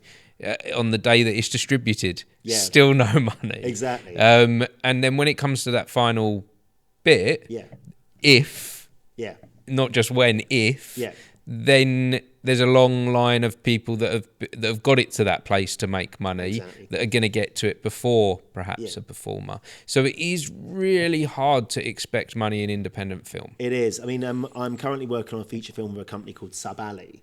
I've been working with them for a few years now. They're a great little company. I came on to their first major project back in 2019. I still laugh. I've done an interview about a director in the past. I still laugh about how I got the role. So unbeknownst to me, one of my closest friends at the time was in the film playing the lead. And I saw this advertisement pop up on Mandy, the casting website, saying, oh, we're looking for an actor to play this demonic evil role. And I applied for it. I got a phone call within an hour saying, hey, this is Elliot, I'm the director on this film. You're not really the type we're looking for, but your mate on set has vouched for you. He goes, I'm going to be honest, I can pay your travel. It's going to be one day, you'll get your food, and it should be a laugh. What do you say? I went, you know what, I've got nothing to lose. Yes. It became one of the best decisions of my career by a long way, because I did the film. It was actually a pilot for a TV series. I did it. It was a great role. And then fast forward to the following year, I get a phone call from the same director going, oh, we're shooting a werewolf film over a weekend. Do you want to play the lead? And he goes, once again, there's no money in it, but, you know, we can sort out travel and whatnot. Yeah. And I did it. We filmed this film in 18 hours and it became a horror comedy. It became sort of like Shaun of the Dead meets American Werewolf by the end of it. And we did a film. It was very funny. I was like, oh, I'll use that in my show reel. And then fast forward a few months, I got an award for Best Actor from the film from a film festival and started getting work off the back of that. Then he cast me in a gangster film, short gangster film, which is coming out, I think it's been submitted to festivals now, so it's coming out officially at the end of this year. That's already starting to be shortlisted and longlisted for awards. And we're now doing a feature film that we've been shooting for the best part of 2 years. I'm the lead in this feature film. And when we sat down to sort of agree on terms, he said, look, I can't pay you for the days of filming because otherwise that's the whole budget gone. And he said, so what are you willing to take? And I sort of said, well, can I get money on the back end then? Can I have that written into a contract?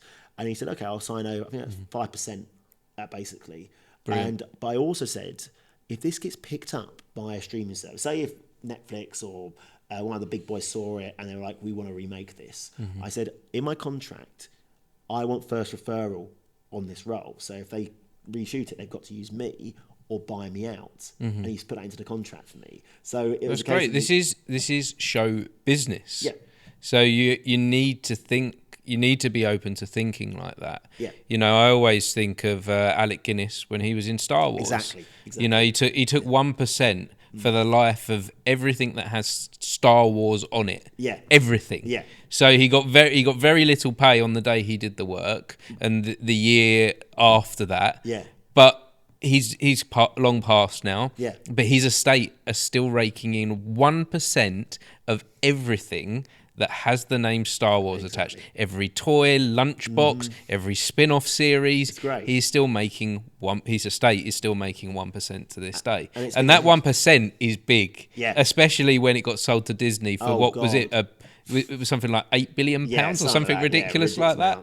I mean, didn't he? I think they calculated he's probably earned about 1 billion since he signed on from it, just from that. Yes. Or his estate has owned 1 billion from it. Yeah. And it's sometimes looking at, I might not be able to make money up front on this, but do I value the product? Yes. Do I think this is going to help me in the long run? Yes. There's a great director locally who you've probably bumped into, JJ, film director. Not sure that I have. No. He actually lives around the corner from here. Right, okay. I think he's actually filmed in here once before for his most recent short film. Okay. I've worked with him in the past on a couple of short films and a music video.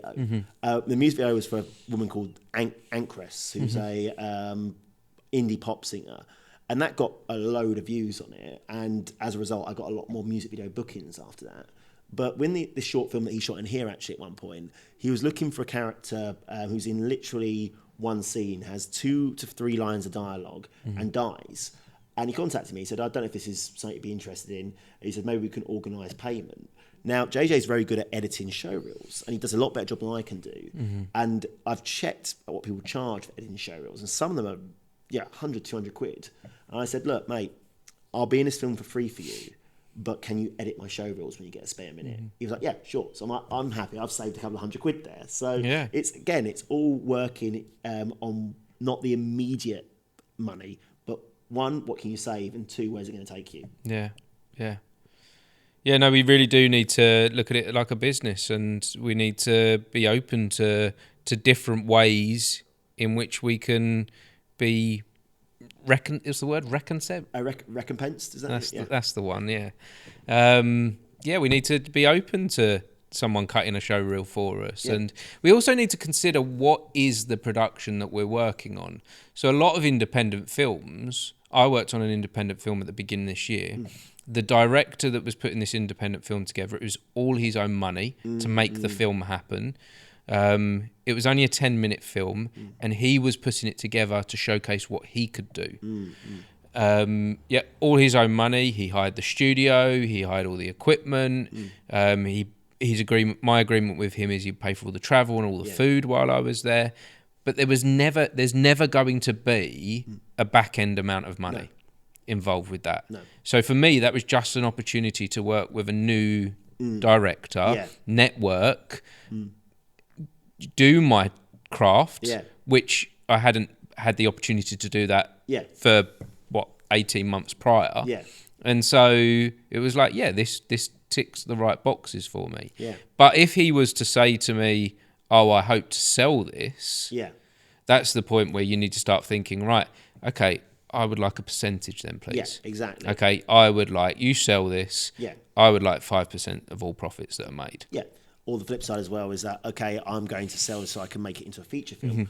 I want that role that I played in this, and I want to be recompensed for that role, whether it is you put me on a contract where it's a buyout, or whether you pay me per day I'm on set. Yes. I think it is... Not all actors can demand that, though, can they, as well? Because then there's also like, well, what experience have you got? What value do you add to me being able to sell this? Exactly, yeah. So, I'm not an established name. So therefore, do I add any value to the selling of the product? Well, I think so, because that role you've done, you brought that role to life. And, if it works in that 10-minute thing, there's nothing to say it wouldn't work in a 90-minute thing. And also, I think this thing is that there's so many actors out there who will work for free.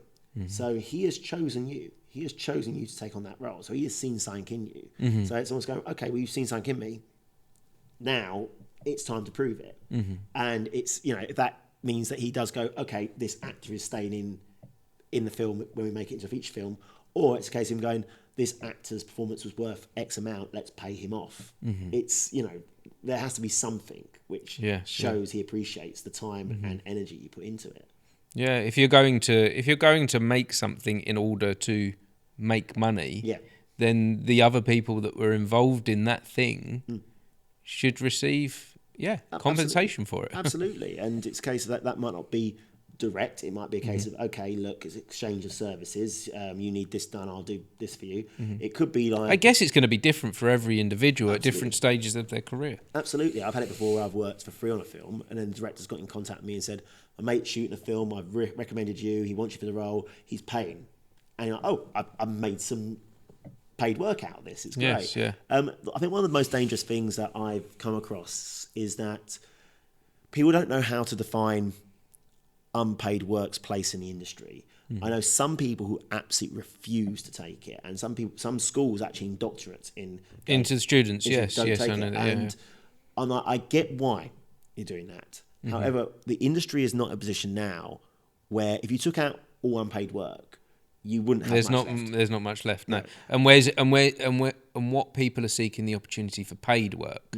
So, for instance, I spoke to a PR agency yesterday, a management company, and they were like, "Yeah, we'll take you on." And I was like, "Oh, hold on a second, I'm making strides forward." And they was like, "Yeah, well, of course we'll take you on. No, you've got all the track record there. You're proving yourself. Everything's working. This is great. This is great." And they kept talking, and I'm talking to them, and I'm getting happier and happier, thinking I've made it. And then they're like, "Yes, but it costs you $3,000 a month." So it's then like, well, who's going to be able to afford that $3,000? What type of people can do that. Absolutely. You know. And I remember one of the very first short films I ever did, going back to 2015. It was a black and white student film done by London Film School. One of their first modules, which I think is a fantastic module, by the way, they get given a certain amount of physical film, and they get told to make a black and white silent film with X amount of film. So if they ruin too many takes, that's it. And they got to splice it. It's like old school filmmaking. I'm like, what a great idea that is to teach them discipline there. And I was in the film. I was second male lead, and the main lead, I remember speaking to him on my lunch break. I said, I really recognise you. And he went, oh yeah, sure. I went, yeah, but what have you been doing at the moment? He goes, well, it was when Billy Elliot was in the West End. He goes, I'm playing this character in Billy Elliot, and it's quite a big character. I looked at this guy's resume, and he was in Joseph, back with Jason Donovan was in it. He'd done Phantom of the Opera. He's played big meaty roles. I said, but why in the world are you here? And he goes, well, that's theatre. He goes, I'm making bread and butter in theatre. My film experience is next to nothing, and I've not done film in a long while. So why would someone hire me to be in film when I've not done it? Because there's thousands of people out there who have really impressive resumes. If they look at me and go, well, you've not done anything for the past X amount of years, and you expect us to pay you, a big chunk of money, they're not going to do it. Whereas if I do this, I can then, one, become a bit less rusty, but two, it then shows that I'm actually trying. And they're not going to sit down and watch this film at any casting director. They're not going to, unless it's in a showroom, which it wasn't in mine, so I don't think it is. They're not going to sit down and go, oh, we must analyse this film. They go, oh, you're working. That's the main thing. And, I know so many people out there who come into the industry and go, I will never take unpaid work. It's like, okay, so why should a casting director cast you? Unless you come in and you're exactly what they're looking for, the look, the style. It's not going to happen. It doesn't happen. No. And I know a lot of people. I've spent my life in this industry of theatre and film, and I'm thinking of one individual in particular at the moment that has that mindset. He's fairly young, in his early 20s, and he's saying, no, I can't take the unpaid work because once I do, that's all everyone will value me at, unpaid work. And I'm like, no, but that's how you get your experience. That's how you get the foot in the door. So the unpaid work, is an important stepping stone because, okay, you've been to drama school, you've got the grades, but so have a million other kids. Exactly. What makes you stand out? I always refer to it as your apprenticeship as you come out of drama school. Drama school teaches you the skills you need. Your apprenticeship, when you're doing the unpaid work or the profit share work, that's when you learn how to use them. And also it means that it gives you a stamp of quality. It means that when someone looks at your CV, they'll go, oh, okay, this person took a chance in you, that person took a chance in you. I know so many people that come out of drama school and done nothing because they've held on to this branch. Belief of they must only do the paid stuff. And they're the first to complain. They're the first to complain. And I'm like, well, and in the past, I know quite a few people who I've offered work to, and like, well, if it's not paid, I'm not doing it. Pay your actors. I'm like, okay, I admire that and I agree with that. If there was more funding in the arts is ridiculously underfunded as it is. If there's more funding in the arts, then yes, you'd have a good point. But how can you turn to someone who's making a film out of their own pocket and say, pay me now?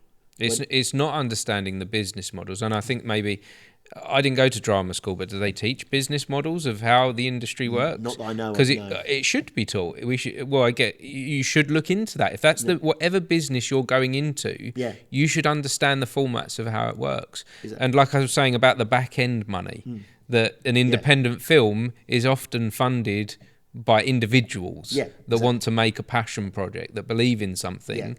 So they're throwing all this money into it, and the things that they have to throw the money into, like hiring the cameras, hiring the locations, making the thing happen. So your payment isn't going to always be possible. No, exactly. But if there is possibility when they sell it, then that's when it comes that's in. great. I mean, was it Shaun the Dead?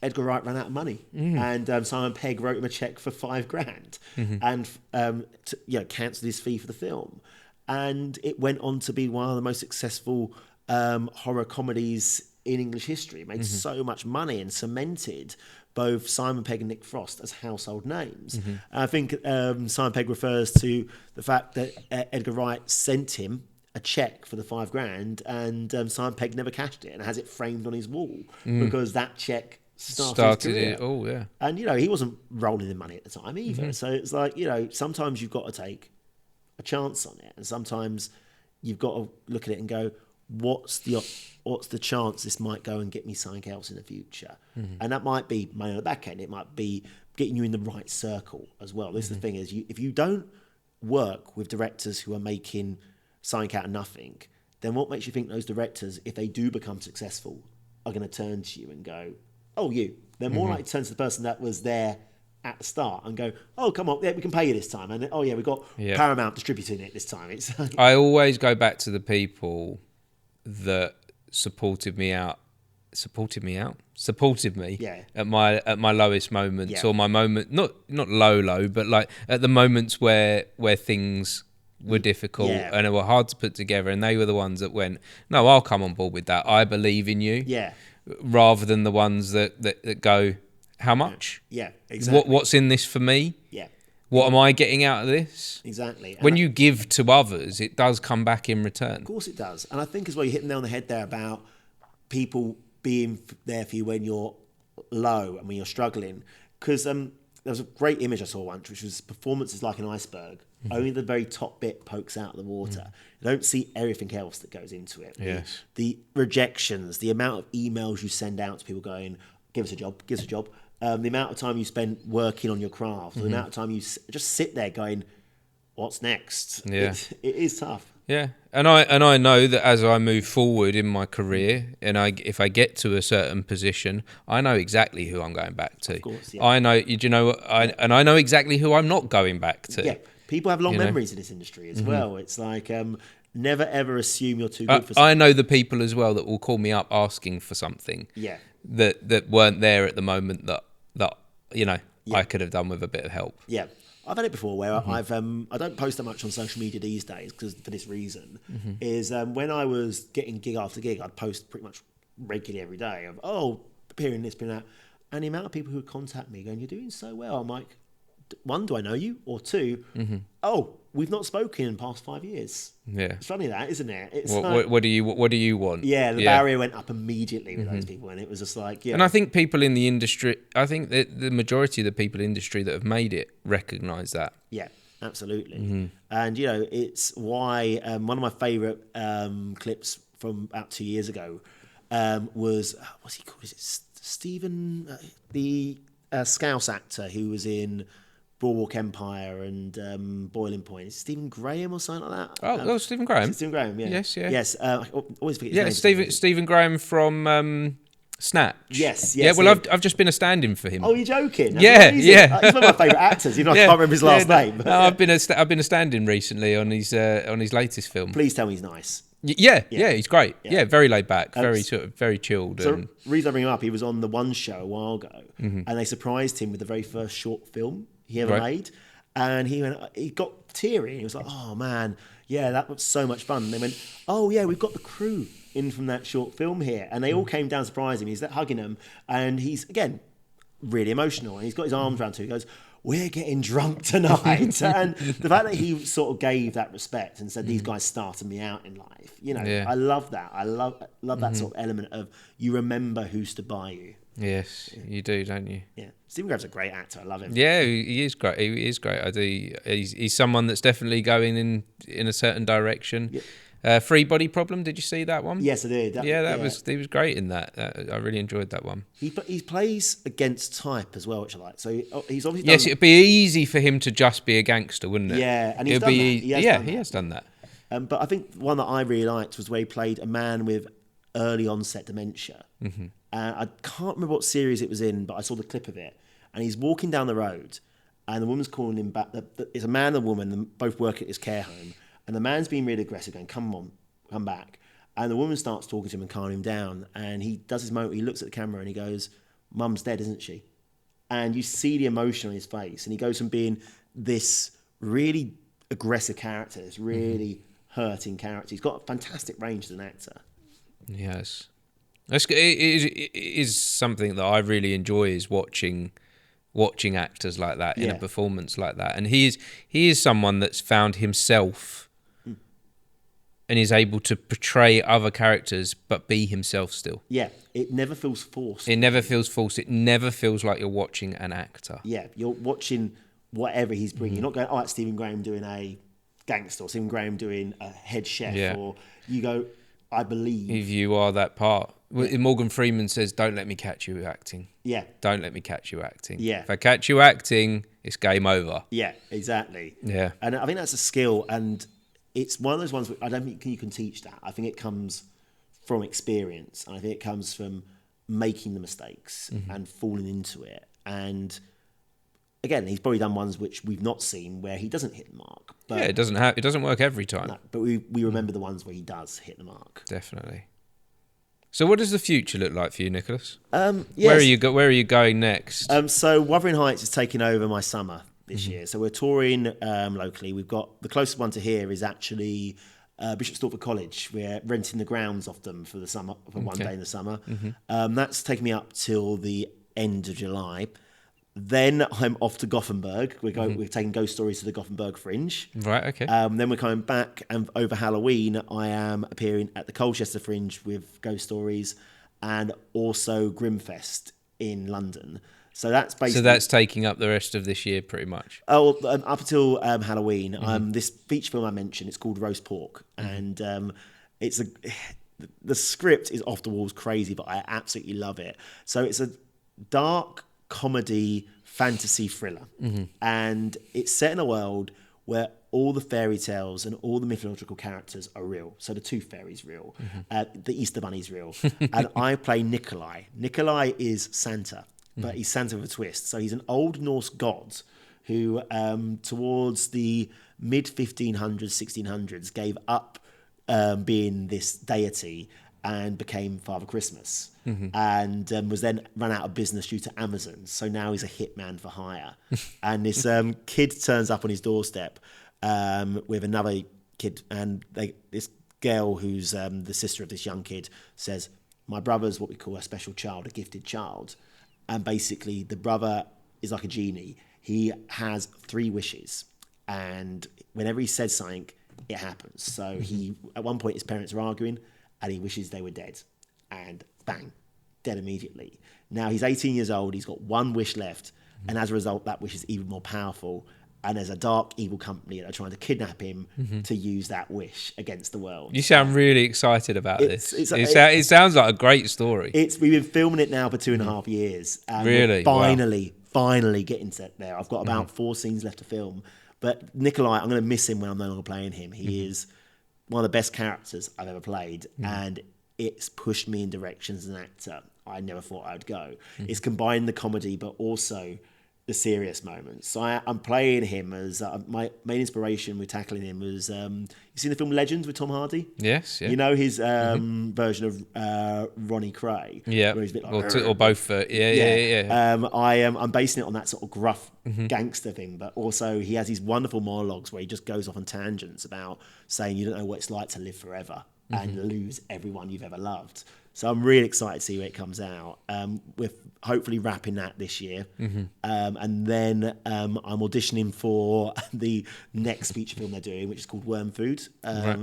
With this, I did say to the director, don't give me a role just because I've been your lead. I want to earn the role, because there's a role in the next one I really want. And I was like, I will come back and I'll try and grab that. And then Christmas time, I'm debating panto this year. I've been doing the same panto now for 4 years. So okay. It's a question mark because you've done it so often. I love doing it. It's Monmouth on the Welsh border, and the problem with Monmouth is there's no train station. It's only buses that go in there, and I don't drive. Right. And there's very few accommodation options in there. So I always a bit cut off. And it's a lovely theatre. It reminds me of this place actually. I think this theatre sort of stands out to me. When I was growing up, I said I want to perform on a stage. It was this kind of layout that I love, like the red seats, the sort of old-fashioned building. And I've been the comic twice, the comic 3 times now, and I've been the leading man once there. I'm not a leading man when it comes to panto. That was a bad casting choice, but they combined the comic and the leading man that year. And they're talking about me doing Dame this year. And I've never done Dame before.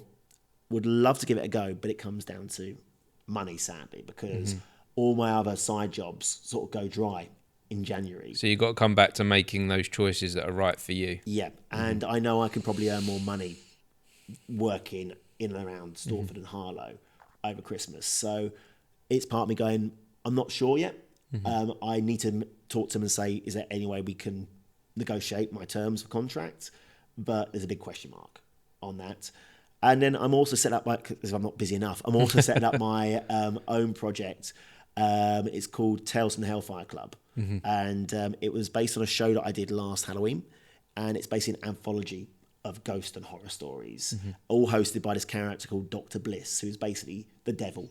And it sort of follows the sort of, what was it called, Tales from the Crypt thing. And the show we did went down really well.